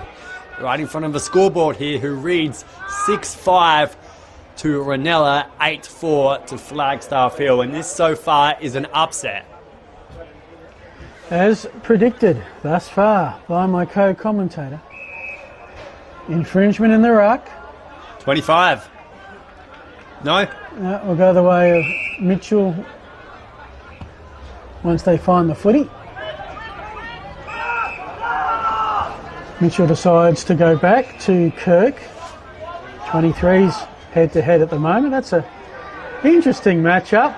Nitschke on the intercept. Recovers. Got a hand pass to Marshman, who's absolutely corralled. Where'd that freight train come from? I think that was Kirk again. He just lined him up. I had Marshman running into an open goal. A kicks across goal. On a bounce, gets to Walton. Now Blake. Boundary side here. Goes back inside. Oh, just over the top. Patworth couldn't quite cut it off. Now gets a second chance at it, and they pile on top of him. Umpire says, I'll throw it up. And that's the coach behind us. Or underneath us, Brendan McKeough. Milo, they call him. Yep. Last year with the Wine Flies. There's quite a lot of vacancies in the Southern Football League if you want to be a senior coach, Phil. Yeah, so who have we got that's announced vacancies? I saw Aldinga. Noarlunga just announced Barry Pillmore. So Steve Begley, the Aldinga coach, is not going on, nor is Brian O'Hara at Christie's Beach. Yeah, Brian Haradi, yep. So there's a few different opportunities if you want to get involved in coaching, Phil. Correct. Might be a couple of others as the... What's your CV look like? Coaching, not much. I'll have to think back if I've ever coached anyone to anything. I'm more admin support. Admin support. Been president, secretary, and a whole bunch of scoreboard, stats, umpire, goal umpire. Maybe Coach? It's time to get outside our comfort zone. Bouncing ball. Now Bowie, in just his second game, gets it and he goes. Bit of a push from Woods. The umpire saw it. He argues, but I'm not sure what he argues with. And now they want 25 for the handball back to Mountford. I think that was fair. And Patterson, inside 50. Oh, Smith, in between two of them. There was a Reynella player momentarily on his knees begging the umpire for some interpretation. But it's with Smith.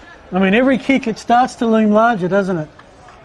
But it's an 11-point lead in favour of Flaggies. It was 16 at the half. It was Reynella by 2 at quarter time. Smith's had a low of the ball, but yet to kick a goal. Has 21 from 11 games this season. His first finals appearance. The shot is off. You hear him yell, come on. He's on the board. The Falcons kick another. It's their 9th. And this margin is starting to stretch. Yeah, it's sort of going between about 9 and 17 at the moment, and it's out to 17 as we speak, which to mine's the game high. Still plenty of time for a Wildflies comeback, but the early Reynella surge has been met and overcome. Lots of goals so far. So we had 6 in the first quarter. We had 7 in the second and 2 now. Thanks to my lucky pen. Yes. My new birthday present, a pen which has the name Oliver on it. Okay. Mitchell with the clearance, end over end kick in the Aldridge direction. He's got to play right with him in Carlisle. Carlisle's got some help. In fact, that is Carlisle escaping, so they must have transitioned at some point. But now they're keeping possession. Now they've got a chance to clear. Yep, the extra hand pass on this occasion kind of worked into Davies in space if it sits. It doesn't. Flaggies with the pickup. Hand pass intercepted. Now it's the Wildflies. They should be here. Potter in the tea saucer. I think there's the line there somewhere. Bouncing ball critical. Scotland was the only one who kept his feet. Under pressure now, Socket, umpire's free kick. He was held on to without the football, I'm pretty sure. It's going to come back to Scotland at the edge of 50. Never heard of a tea saucer. Well, tea saucer's the middle. If you have a look, it's a circle inside of a circle. You ever look at a tea saucer, it's got the exact same markings. I don't think we use tea saucers in the 2020s anymore. More of a 1950s. All eyes and ears are on Mitchell, Scotland, straight in front from the 50-metre arc. You do realise our demographic that watches, by the way, Ollie, is that is right down King William Street. Could not have kicked it straighter. A big reply from the Wildflies as that lucky pen almost became an Amy. It didn't. I almost just lost my pen. We are living on the edge here. We have a ledge and nothing stopping anything rolling over. We haven't lost anything yet. Reynella back in the contest. It's a goal for goal. This is a good game of footy, Ollie. This is a fantastic game of footy. 3 goals to this term already. It's back and forth. Reynella have kicked 2 of them. And of course, they played in 4 finals this decade already. And the Falcons have won 3 of them. The one they lost may have just been the 2024 Grand Final. Lots of players on top of this pack, and we're going to throw it up.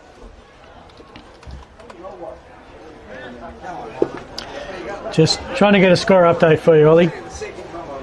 We always commend your efforts, Phil. Hard working as always. Copley underneath that, and we're going to have another ball up here. Packed house. Lots of young kids on the other side of the oval in front of the big Emu Park sign. They're just, I'll tell you what, there's a lot of weight on those cars, put it that way. They're only young kids, but there's a lot of them. Aldridge tried to get out off the deck. Carlisle sat on it, and the umpire says, give it to me. Can tell you that Port Noarlunga have kicked a bit in the third quarter, margin out to 25 against Cove, 7-5-47. Cove on their half-time score of 3-4-22. So they'll need a lift, Hallett Cove, if they want to keep their finals dream alive.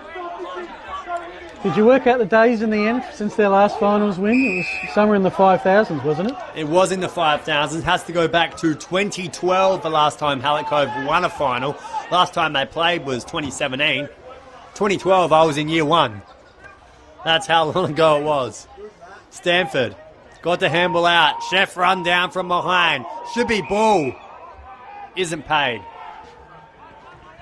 Well, Flaggy's chance now. About 45 out. Plenty around the ball. I think they've played man on man. I can see maybe one loose Reynella player just a half kick behind the contest. Yep, and there's a Flagstaff player, a kick Reynella's way. Free kick's gone to Johnson. Everyone, I tell you what, every free that's been around the 50-metre arc, every player has wanted to back themselves today. Johnson in the yellow boots, no different to that.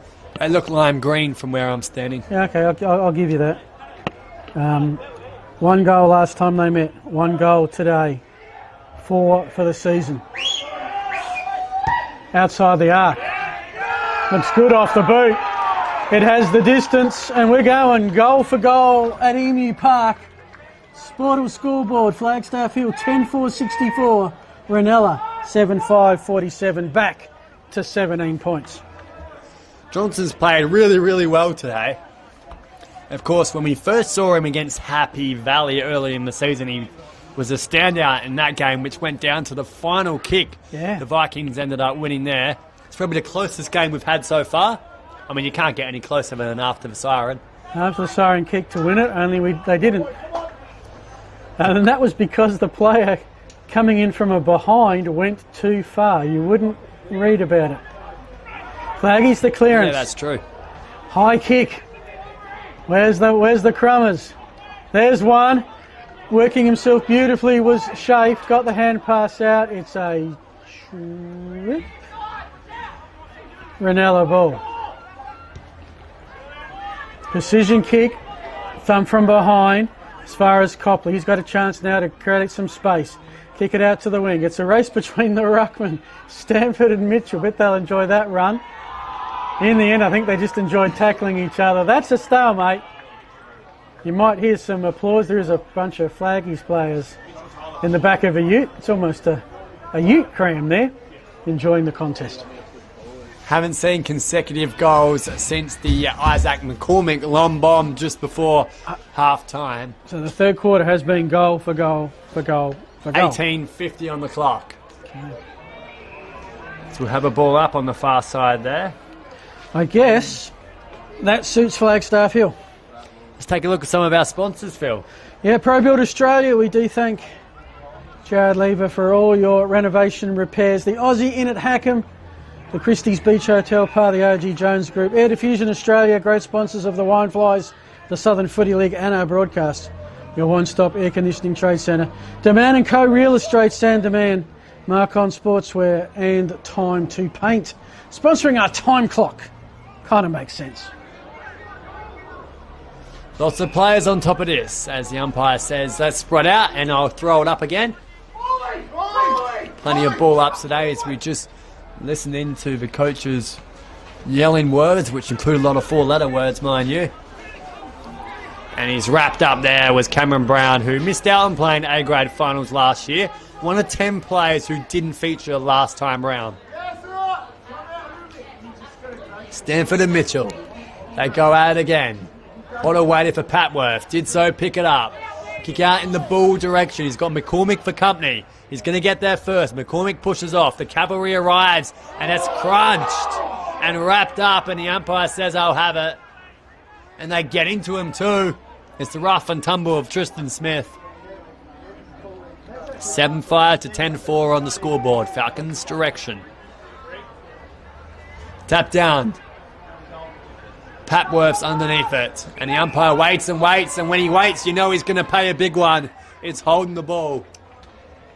Putting himself in prime position, knowing it's a stream game. And everybody's watching. I don't think the umpires think about that. In fact, they've all got headsets on today, Phil. We've got headsets on today. I know. I've never got the umpire with the headsets. So how does that work? Is that the field umpires talking to each other? I don't know. I've never had the opportunity to wear them. I believe the boundaries have them too. Yeah, I can just see something on the sleeve of the field umpire running past us at the moment. Well, I know my umpiring coach is a big watcher of this match. Yeah. So just a shout out to him. I'd love to have a turn on them. I have a final tomorrow in the 15s. I mean, let's face it, Ollie. Oh, as we've got a little bit of afters, Copley's got to be careful. He's a prime mover and does not want to spend 10 minutes out of the contest. So Flagstaff 3, Dylan McCormick was the player initially tackled high and then got a little bit of extra attention from Copley. No extra yardage.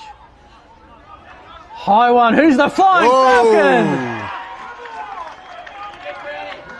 This is a big moment. This is a big moment. It's hovered between like 9 and 17. This could get it over 20. They're just trying to sort the angle out. I'm trying to sort the player out. So Ryan Mountford is our kicker. Okay. Pretty much can't miss territory, but it's a final with a bit of pressure. He doesn't miss. Flagstaff Hill have 11 on the Sportal scoreboard. 11-4-70. Reynella 7-5-47. Game high 23-point lead. Time on of the third quarter. It's been a good one so far for the Falcons. Did you see this coming? No. Is there someone, you know, might be in this commentary box, might have brown hair, might start with O, that predicted it? Oh, look, but you're asking me to remember something, Ollie. Remember, I'm old. Ah, yeah, of course. I got to remember the age problem. But no, Flaggies have converted the better. Accurate early, made the most of their opportunities. 5th goal for the quarter. Now they get one more. They're almost a match-winning buffer. They've got the clearance, and that's a beautiful pass from Johnson to the captain Beanham, straight in front, 20 out. This to make it 29 points if accurate.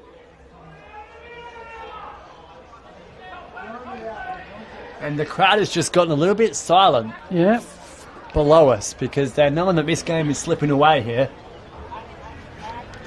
I guarantee you, you'll hear from the Flaggy supporters if the kick is true.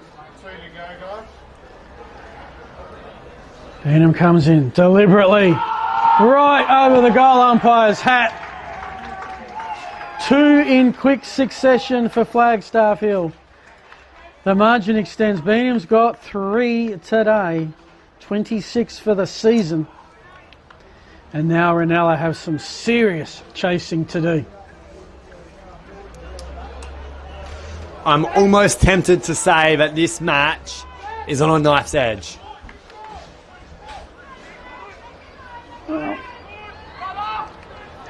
Yeah. It's taking a long time to come up with... I'm thinking about at what point is the game over. I have a rule, Ollie. All right. It's called the 40-40 rule. I have heard this before. Explain it. Okay. If you're up by 40 points with 40 minutes to go, i.e. 20 minutes of the third quarter, you win. Alrighty. And I know of very few occasions outside of the AFL when that happens. Sandford hasn't happened in 15 years. But they're not at 40 points yet. They're only at 29. Still 11 to come. Aldridge sends it deep. Got past Carney all the way to the goal square, and they're going to let it roll through. In fact, it's going to be a boundary throw-in, I believe. No score. Because we think maybe Reynella are down one as well. Not 100% confirmed. Flagstaff have the wine flows exactly Oliver Riddle where they want them right now. Another goal and it would, you'd think, be all she wrote. Yeah, as I said, knife's edge. This is getting into real dangerous territory now. Kick forward. And nicely worked out too by Birdie, just thumps it over his head, volleyball style. And that was a smart decision, minor score. Now they conceded. Yeah, now they concede. Having not conceded one earlier, lost the footy and opened up for a pretty easy Flagstaff goal. Of course, it's easy for us to judge. We're up here in comfort, not being tackled relentlessly. Well, you say comfort, but I put on my best jeans today instead of my normal sweats just to look apart. Can't wait to see what you look like medal night. Yeah, I know. Have to put on more than just jeans. There'll be a suit and tie. You're going to bring a tie? Okay. Got to find the tie first. I can bring you one. Blake, inside 50, one-on-one. Aldridge being held all the way, and now the umpire pays it. Oh, jeez. And they argue, they fight, they moan, they complain, and Patworth gets into it. Not sure what Reynella have got to complain about. Patworth wants to take on the entire Falcons team. Oh, how big's this? This is for one hand on the finals victory. It doesn't stand to logic, but football is played by humans, and goals after sirens seem to carry extra momentum. Blake Aldridge, he's 40 out. The crowd, it's a hush. Dead in front, the kick is on its way, and he's squeezed it through, and he looks at his opponents. They lift him up. That is a big moment in this contest on the three-quarter time siren.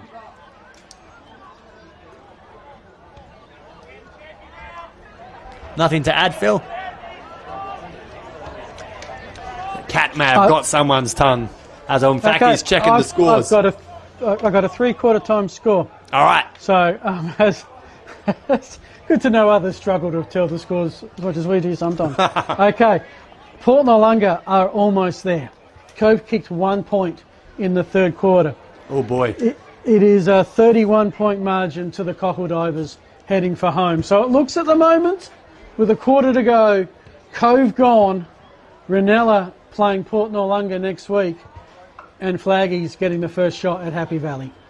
But all that to be found out. Comment, Ollie? My comment is, let's stay tuned, because Reynella are going to have to give it all they've got in this final turn if they're going to be playing the Vikings. Still a quarter to go.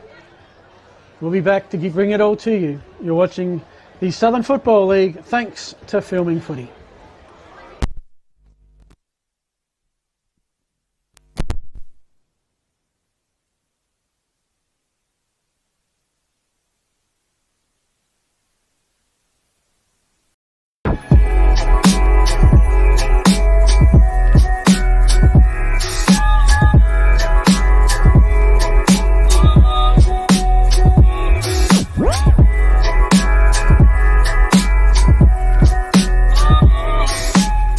Footy analytics made simple.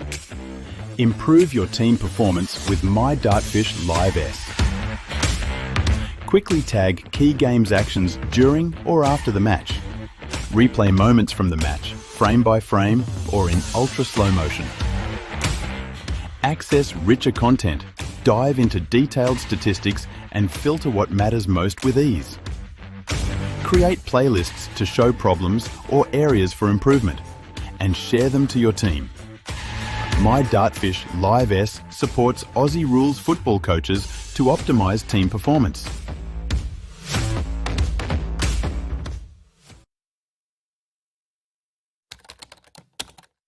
Our name is derived from the Greek prefix macro, large.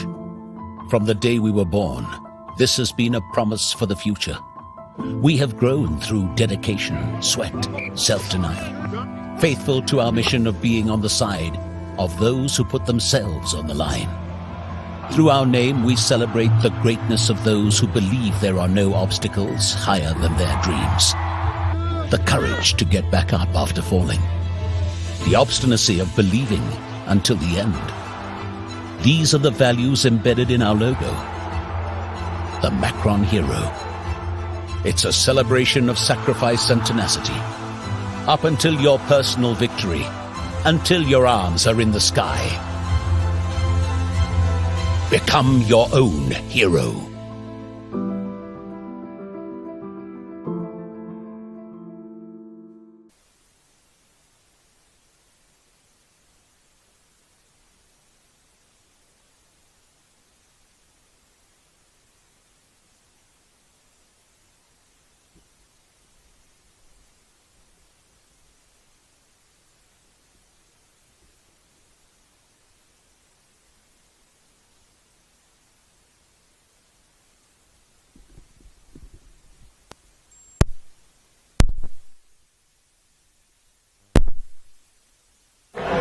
Welcome back. Emu Park is the scene for the Southern Football League in its celebrating 140th anniversary this year. Finals have arrived in beautiful, not even spring conditions.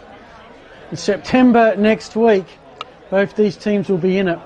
But Flagstaff Hill, after back-to-back 5-2 third quarters, have established a game-high lead. It is 13-5. That's 83 to the Falcons, 7-5 to Reynella. 36 points your margin. The umpire says, "Are you ready?" Everyone says yes. Well, kind of. A few still to climb the fence. Are you ready, Ollie Riddle, to bring us the final quarter? I'm certainly ready, Phil. The Wineflies haven't lost in 5 weeks. It's been 3 weeks since Flagstaff Hill won, and that looks like both are going to change at this rate. Copley underneath it. McCormick went out and picked up the ball as well. Dished it off to his left-hand side, and away they go. Inside forward 50 for the Falcons. No one really home. Oh, high tackle. So I thought Carlisle held the mark, but the umpire scored a high. And he gives it off to Bird across goal. Hamble uses him. Another dish off. Shaw kicks a good one. This is Rosa, who hadn't kicked a goal all year. So on the centre wing to Patworth. You've got to think if they're a chance, Reynella have to kick the first one, and they got a chance because Marshman's marked in front of the club rooms. Just the slightest shadow starting across this ground. 4:15. Of course, day's getting later and later, and what are we? 5 weeks will be daylight saving. Do you want to know a true story? I hate daylight saving. Don't mind it, but it's a bit tough in the mornings. Marshman from the edge of 50. Have a look at that kick! That would have gone through the eye of a needle. Reynella needed the first. They've got the first. The margin back to 4 goals. Kicked the first of the third quarter. Same here in the last 2. He's kicked 548 goals, all greys, and make that 550 now, including 2 in their winning grand final 2 years ago. Yep. Reynella Jr. Bar a couple of, I think, fill-in games for Cove. The junior level. Went through the Panthers system. And now, well, it's a great 1-2 with Delahunty. Johnson, inside forward 50, arched the back. Good spearing ball in, no one could quite hold it, and then just, well, it was a slinging sort of motion, but he didn't hit his head, so it was okay.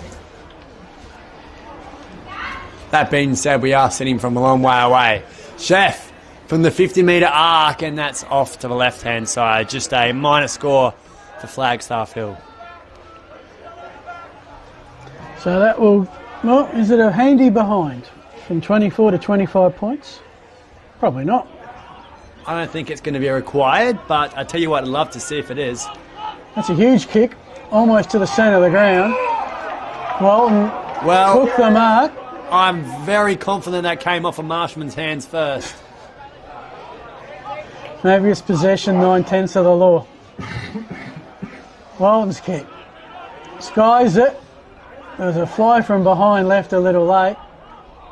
Chef had it. He's brought to ground by Copley. Will be a ball up, 49 out from the Flaggies goal.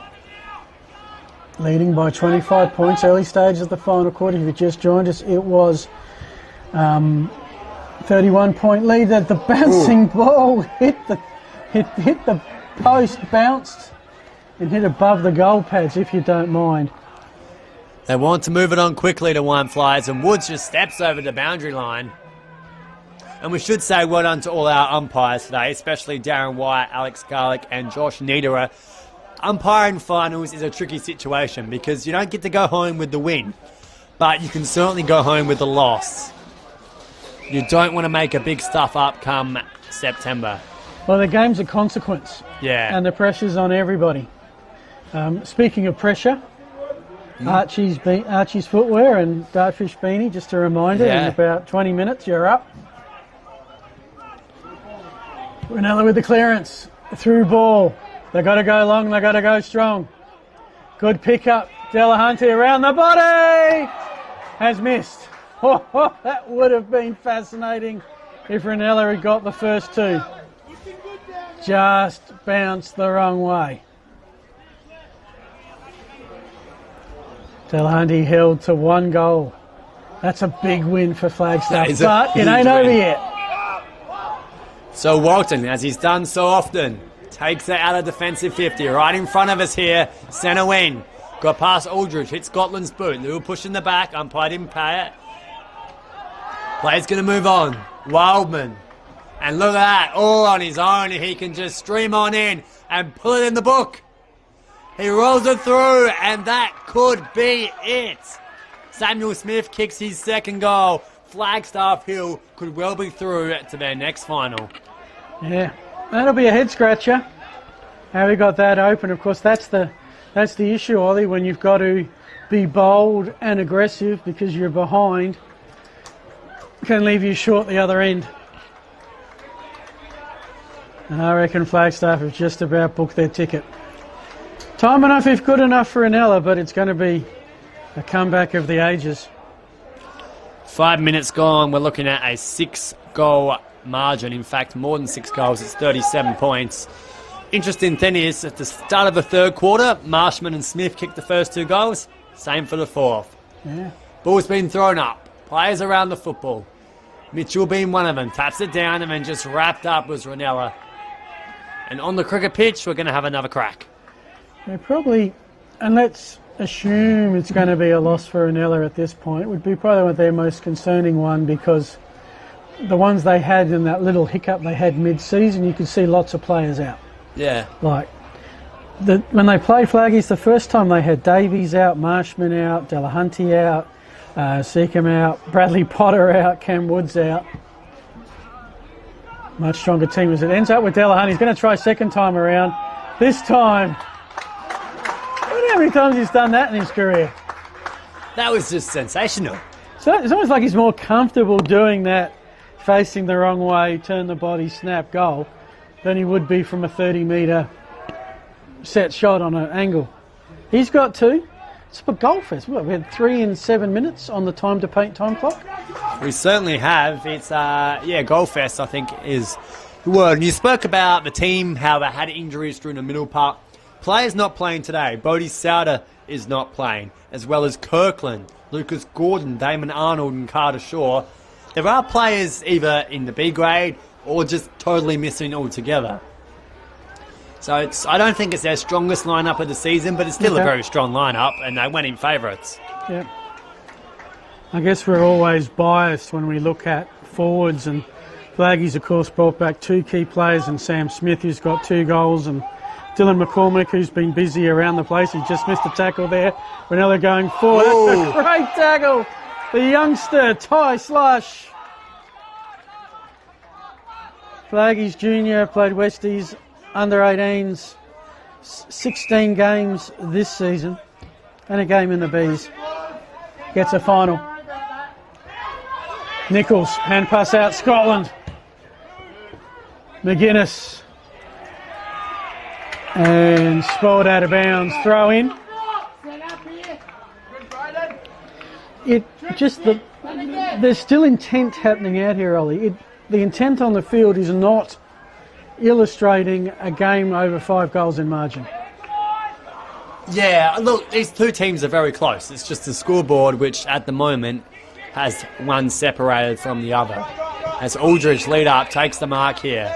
Only problem is he's on the wrong side of the ground. Ideally, Aldridge should be kicking to Aldridge. Along the centre wing. Who's his target? It's a one-on-one matchup. Now Chef, inside forward 50. Smith leads at it. Sun got in his way. Campbell came. Copley.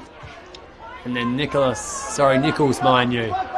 Lawley was the target for the kick. Got there on the bounce. Just knocks it forward. Woods' direction. And he's wrapped up by Walton. And away they go. Flagstaff forward. Look at this, Phil. Oh, just overcooked it. Open play at the back. That is your ball game. I think that's the captain, Beanham. with another goal. I'm sort of waiting for the umpire to have brought it back. He's but kicked another.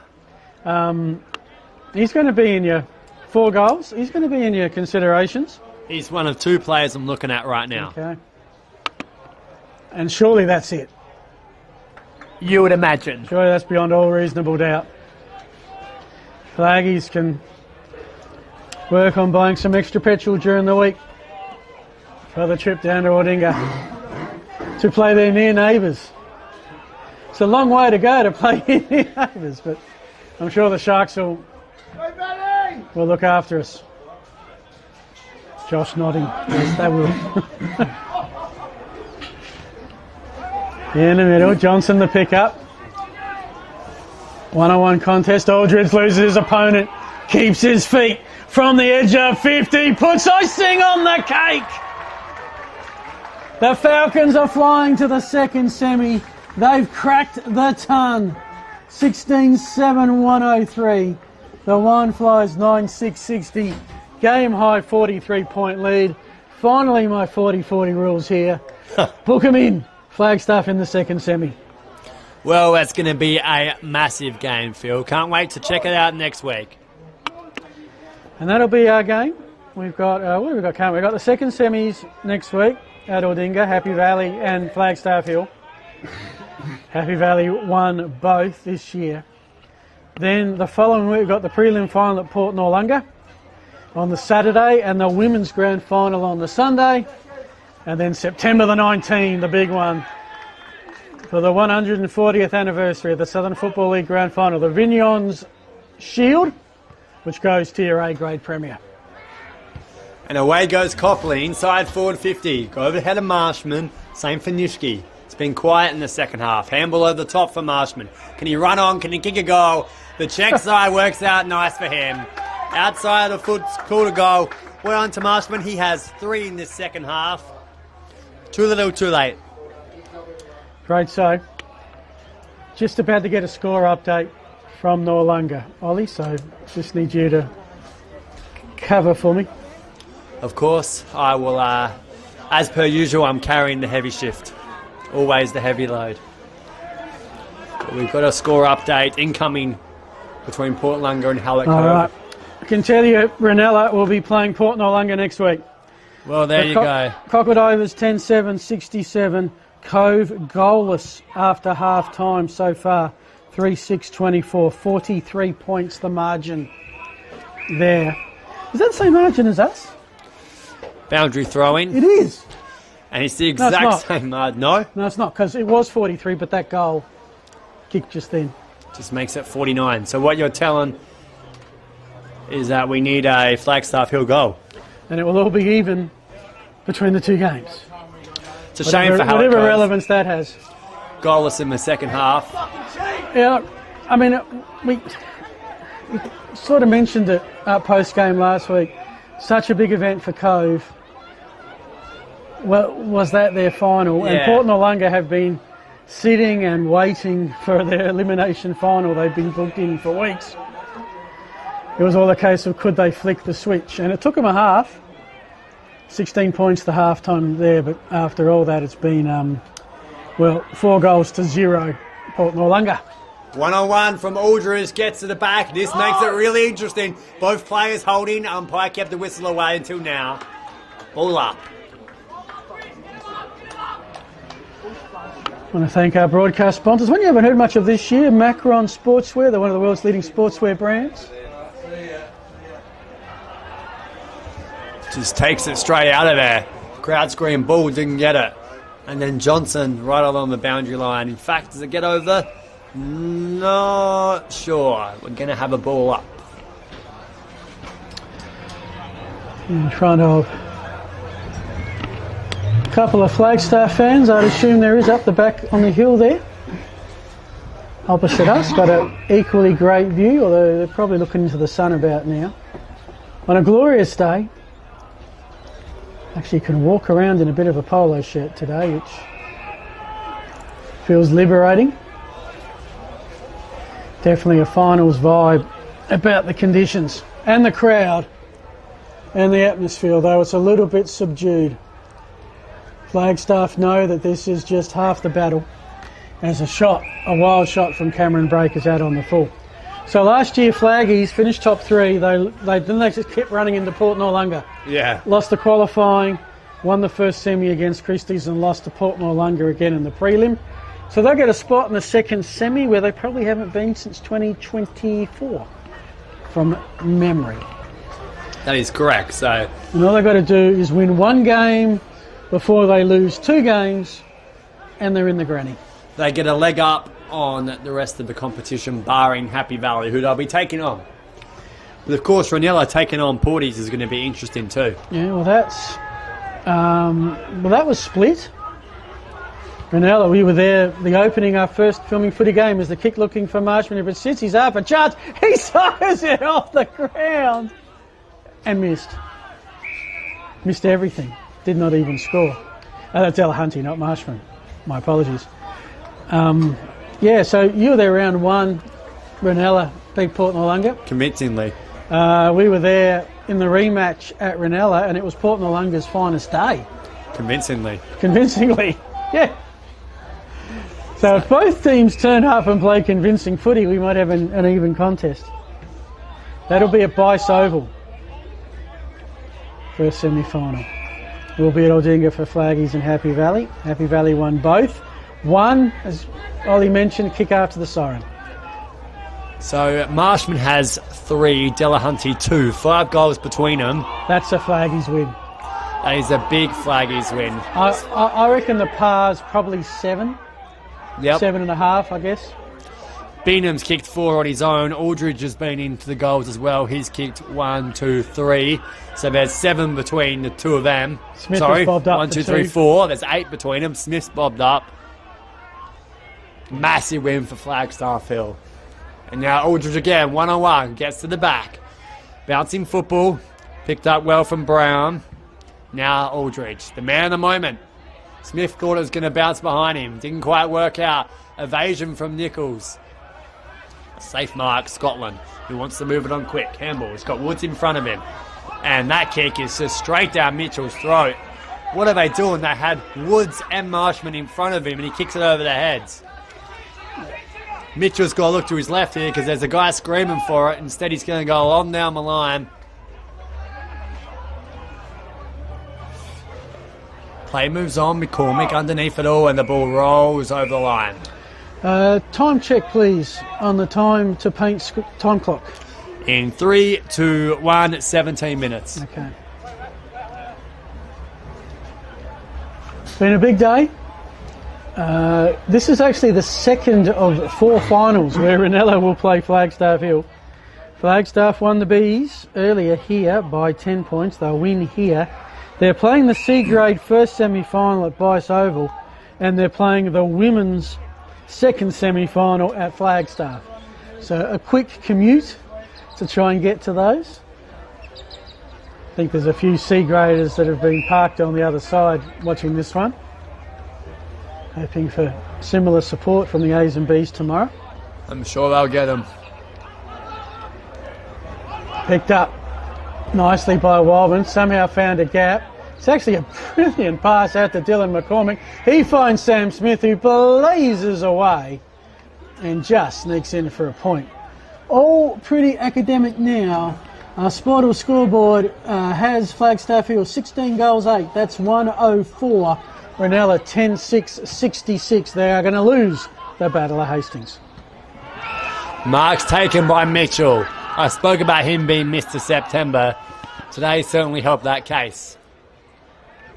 Back where it came from. Similar direction. Smith. Couldn't mark it, but the crowd wanted it in the back and it was half a chance. But there was no hands. It was more of a shove with his body. So I guess that's good body work. Carney's there in the ruck. Takes it out of the ruck. That's his prior. Kick smothered. Goes in again. Same with McGuinness. And we'll throw it up because the ball has moved nowhere. Just saw a signal that we've got about 8 minutes left of the contest in terms of game time. So this could be a long quarter actually, because we're not far from time on. And you think a goal for every minute of game time, but Reynella got half a chance, but That's quite the effort. They'll get the clearance though. Marshman direction. Marshman and Delahunty in that pack. Ooh. Gotta love the tackle from Cameron Woods right in front of us on Tristan Smith. Well, Smith hit his head there and the umpires paid ball. Yeah. Good to see Smith straight up. Bit of a hard ground to hit your head on this time of year. Well, yeah, from ground level it looks all right, but from above and when you're out there, let me tell you, it's dirt. Yeah, it's ready for cricket season. Throw in. Uncontested. Couple of errors here as the kick goes out of bounds. Will be a turnover, Reynella ball.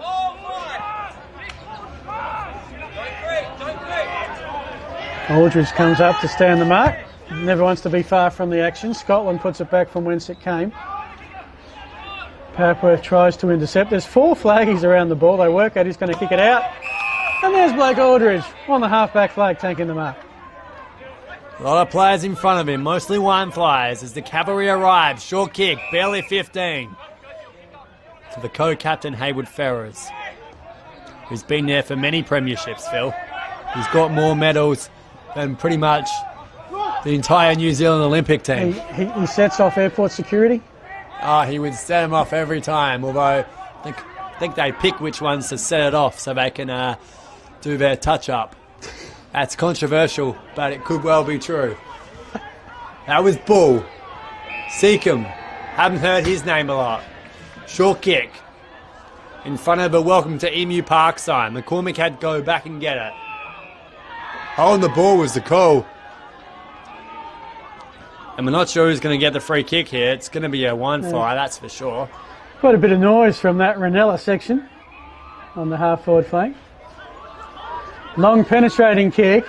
Out the back. Was it touched? Will it bounce through? Don't tell me. He goaled it. That is a long way out. And I'm thinking, is that Potter again? Blue boots. You keep an eye on that. Okay, I've got him. He's the guy with the blue boots, I think. But that was an amazing play. Did it come from 50? Outside 50. And it just got Well, I mean, it top. bounced 15 metres from the goal and then just kept rolling. I reckon... It is Potter. It is Potter, okay. I'll take your word for it. So he's kicked the first goal of the match, which was inside 90 seconds. Could well have the last. Umpire's thrown it back up. Carney had the tap. Patterson was in there. Clearance came from Blake. Being held at the back, it was so obvious, and it's going to be a Falcons free. Reynella underneath us is screaming about that, but I'm not sure why they're screaming. It was just so clear and stupid. And I was going to say this is a big opportunity, but oh no. There is a man who's come off the ground here. It is Aidan Carney who's holding his arm. Potentially his shoulder is in a bit of pain. But this man goes by the name of Ryan Mountford, from 45 metres out directly in front. Icing on the cake opportunity to kick his second. Shot's on its way. Umpire darts to the left-hand side, and that's where it will stay. Just a minor score for the Falcons. They move to 105. It is 18-9 105 to 11-6 72. 23 minutes gone.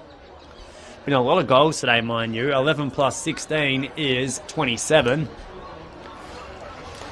And now we'll go straight down the middle. Walton couldn't take the mark to get the handball back inside forward 50. Aldridge, major contest. And it's going to roll over the line in front of that blacky-bluey car, which I'm looking at it now, and I still can't tell whether it's black or blue. The boundary umpire is going to throw it in right in front of it. Now, only one rule of commentary.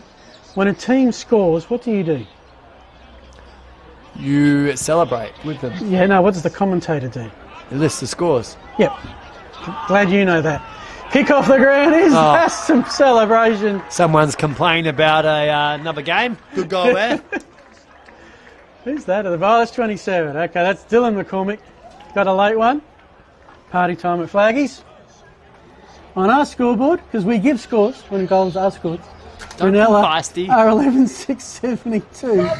Flagstaff Hill 17,9. That's 111. Wasn't that, what was Nelson's number in cricket? Was it 111? Josh, cricket, is it 123 or 111? Nelson's number in cricket. Okay, forget it. Who's Nelson? Okay, Horatio Nelson. British Admiral, won the Battle of Trafalgar against Napoleon. And you sit here and you say, I'm not that old, and then you start talking about Napoleon. Phil, there's lawn bowls behind us. Just maybe make your way down there at full time. Okay. Nelson is the cricket slang as well as a superstition name for Horatio Nelson. The name applied to term or individual scores of 111, which is what flaggies have. They've got a Nelson. Okay, so I'm going to ignore that. Handball came out. That was from Riki. Now, kept darting through, got the 1-2, was Papworth, and in the end, umpires called chop in the arms, free kick for Marshman. He'll line up for potentially number 4. In fact, not potentially, it will be for number 4. He's had a good day. Delahunty not so much. But ultimately, they've been kept relatively quiet enough for the Falcons to benefit. It's just 17 goals in a final. Has certainly been big. That one's been put through. A small celebration for Marshman. He's kicked 4. Well done to him. And the margin, again, it doesn't increase, it decreases, but the scores certainly increase. And you're right to point that out, Phil. It has been a big day, as it's 26 minutes on the clock. We're counting down to the final moments of our first qualifying final, where the Falcons are going to get the job done. Guess what I've got? Would it be scores? A score from Noarlunga. All right. It is all... Actually, I've got an updated score from Noarlunga. Amazing. 14-7-91 to 4-7-31. Cockle Divers by 10 goals. As we're back here. So, attention probably turns to next week, Ollie. Well, have you sorted out your winner? Yes, I have. Cam Brown's kick. No, barring a late burst Barring from a someone scracky. else. Free kick doesn't bring demerit points. Giving away a free kick. There's been someone in the Flagstaff Hill engine room, which I think really set this win up in the first half. Okay. And he's played well all 4 quarters. I'd like to reward him with our iconic Dartfish filming footy beanie and the Archie's footwear. Okay. Someone who's claimed one before? I don't think so. Okay, good. No, I like to spread the love. I am all about spreading the love. Although Appreciate you it. are a married man. The give away a beanie love, not married love. But I'll explain the difference to you one day when you're old enough.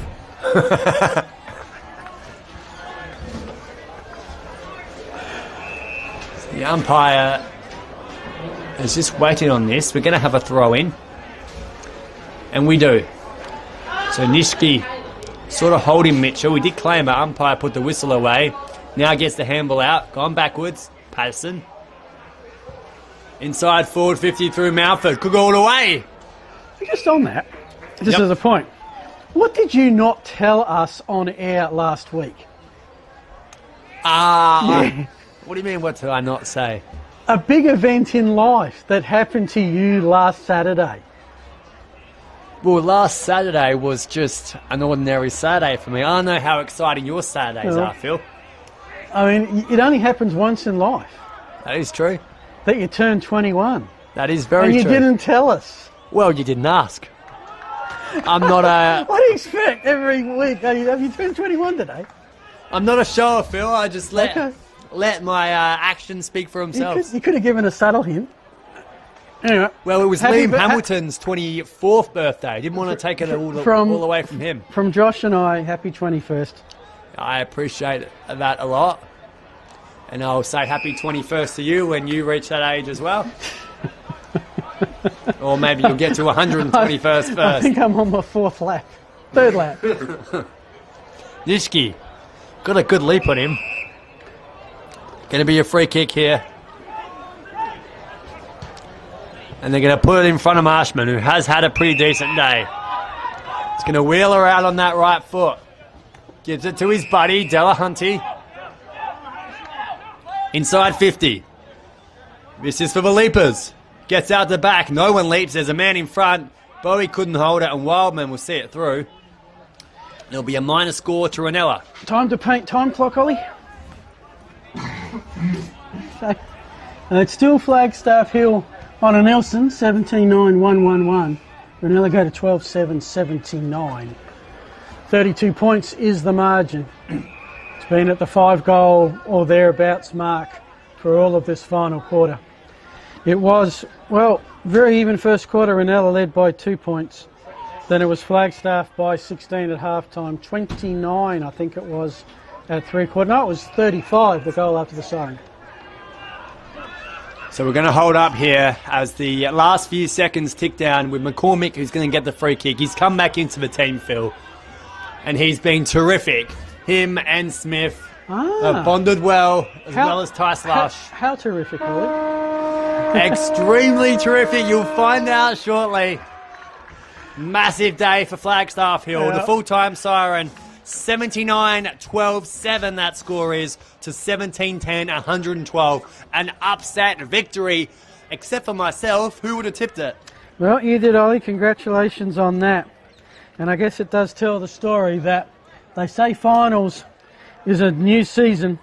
The Falcons limped in here, got some changes, and got the goods today. This just wasn't a narrow victory. It was pretty comprehensive in the end by 32 points.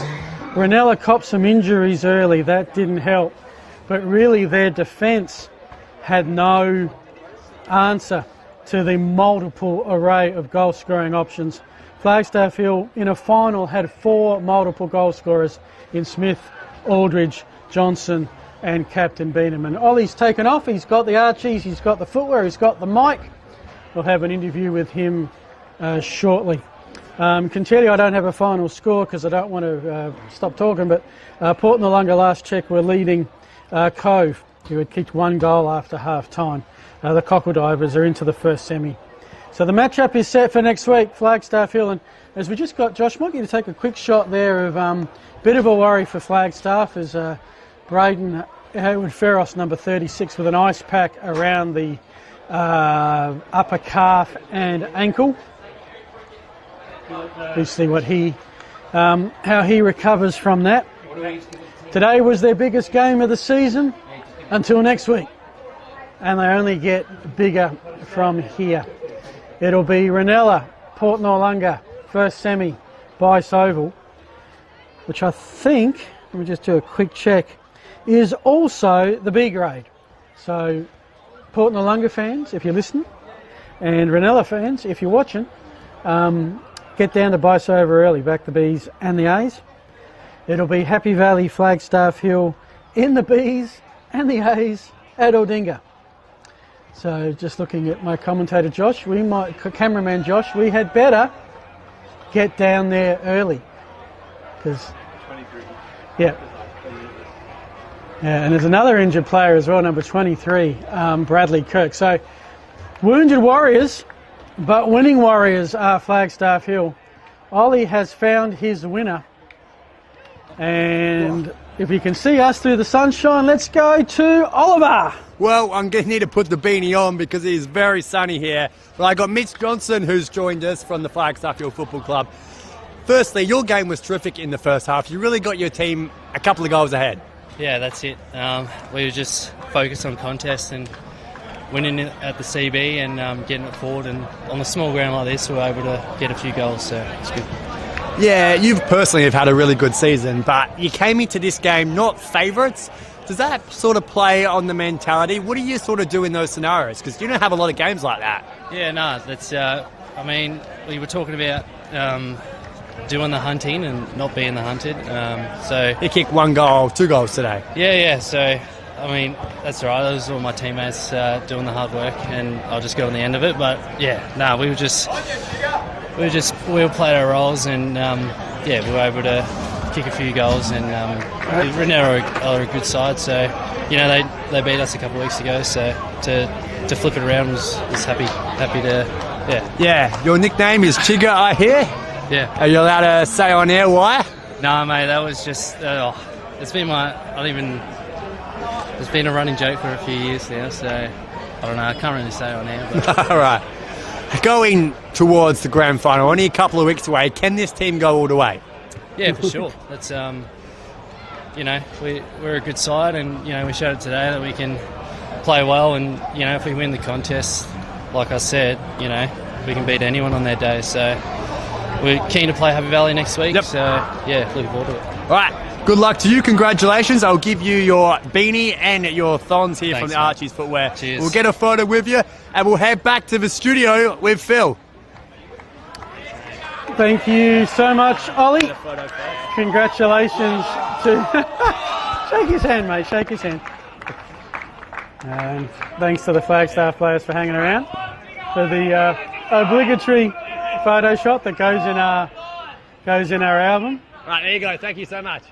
Good luck next week. We wait for Ollie to come back. Can confirm I don't have an exact score, but look, in finals the score tends to be a little irrelevant. It is the result, and that result was a thumping win, especially a dominant second half. Port Noarlunga led at every change, 16 at the half, 16 at quarter time, 16 at the half, and they just took it from there. Port Noarlunga, the defending champs, are into the top four.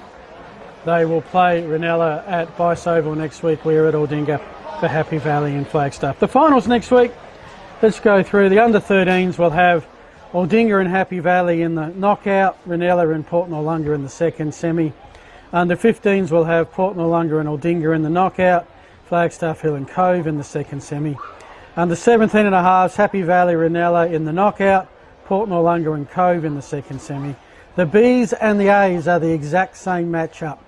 Happy Valley and Flaggies in the second semi with us, Reynella and Port Noarlunga in the first semi. You can hear that on Tribe FM. Ollie is back. Tell us about the reasoning behind your award. Well, I gave it to Mitch Johnson because in that first half, he had a powerful performance. He was able to really put the foot down. He had so many darting kicks inside forward 50. I think he made a name for himself. And I love him out there. Chigga is his nickname. Chigga, you've got to note well, that. We can't say why on air. He did tell me eventually off air why, and yeah, we can't say that on air. But no, fantastic to see someone like him get involved in our Archie's Footwear and beanie action. Joins an elusive club. No, not elusive club. An exclusive club. They may want to be elusive, but that's another story. Alrighty, let's wrap this up. I've gone through the winners. I've gone through the other results. Don't forget, folks, women's footy finals tomorrow, particularly the second semi at Flagstaff. Happy Valley and Port Noarlunga in the Cs. Reynella and Flaggies, they meet in the C grade first semi at Bice Oval, and the women's second at Flagstaff. Ollie, finals, it's a big day. Lots of teams, lots of colour, lots of atmosphere. Some pretty good footy as well. And your Falcons, you're on the bandwagon now. I am. Because I think you tipped Reynella for the premiership. I did. So does that mean you're now... Where are we at with premiership? Well, I don't really know. I tipped Reynella for the premiership. I stuck with them last week. But I know when to move, you see? Okay. I make a great gambler. I know when to just take all the cards off the table and when to hold them there. And I made the switch early this morning to the Falcons. Worked out pretty great. If you're Happy Valley, are you happy you've got Flagstaff next week instead of Reynella, or does it really not matter? Yeah, I think I'd rather Flagstaff Hill, but a regenerated, more enthusiastic Falcons is just as tough as Reynella. Yeah. Not to mention I've just beaten them, so you would assume they're a better team. A high-flying Falcons team will be meeting the Vikings. That'll be our game. Ollie, thank you so much. Great Pleasure contributions. Josh on camera doing a stellar job. My name's Phil Erdon. Thank you so much. Also to our sponsors, Pro Build Australia for all your renovation and repairs. The Aussie Inn at Hackham and the Christie's Beach Hotel, part of the RD Jones Group. Air Diffusion Australia, your one-stop air conditioning trade centre. Demand & Co Real Estate, Stand Demand. Marcon Sportswear and Time to Paint. That's a wrap. See you next Saturday. You've been watching the Southern Football League. Thanks to Filming Footy.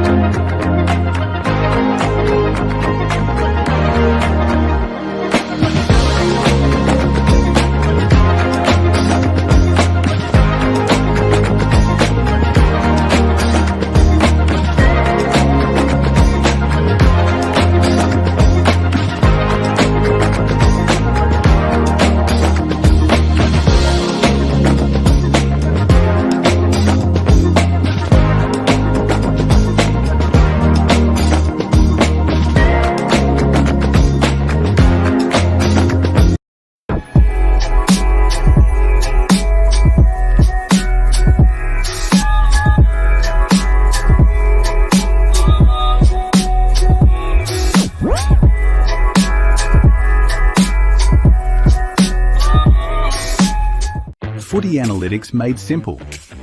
Improve your team performance with My Dartfish Live S.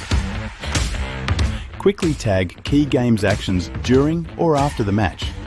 Replay moments from the match, frame by frame or in ultra slow motion. Access richer content, dive into detailed statistics and filter what matters most with ease. Create playlists to show problems or areas for improvement and share them to your team. My Dartfish Live S supports Aussie rules football coaches to optimise team performance.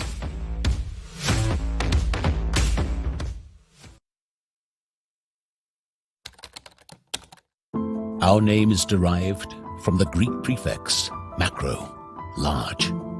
From the day we were born, this has been a promise for the future. We have grown through dedication, sweat, self-denial, faithful to our mission of being on the side of those who put themselves on the line. Through our name, we celebrate the greatness of those who believe there are no obstacles higher than their dreams. The courage to get back up after falling. The obstinacy of believing until the end. These are the values embedded in our logo. The Macron Hero. It's a celebration of sacrifice and tenacity. Up until your personal victory, until your arms are in the sky. Become your own hero.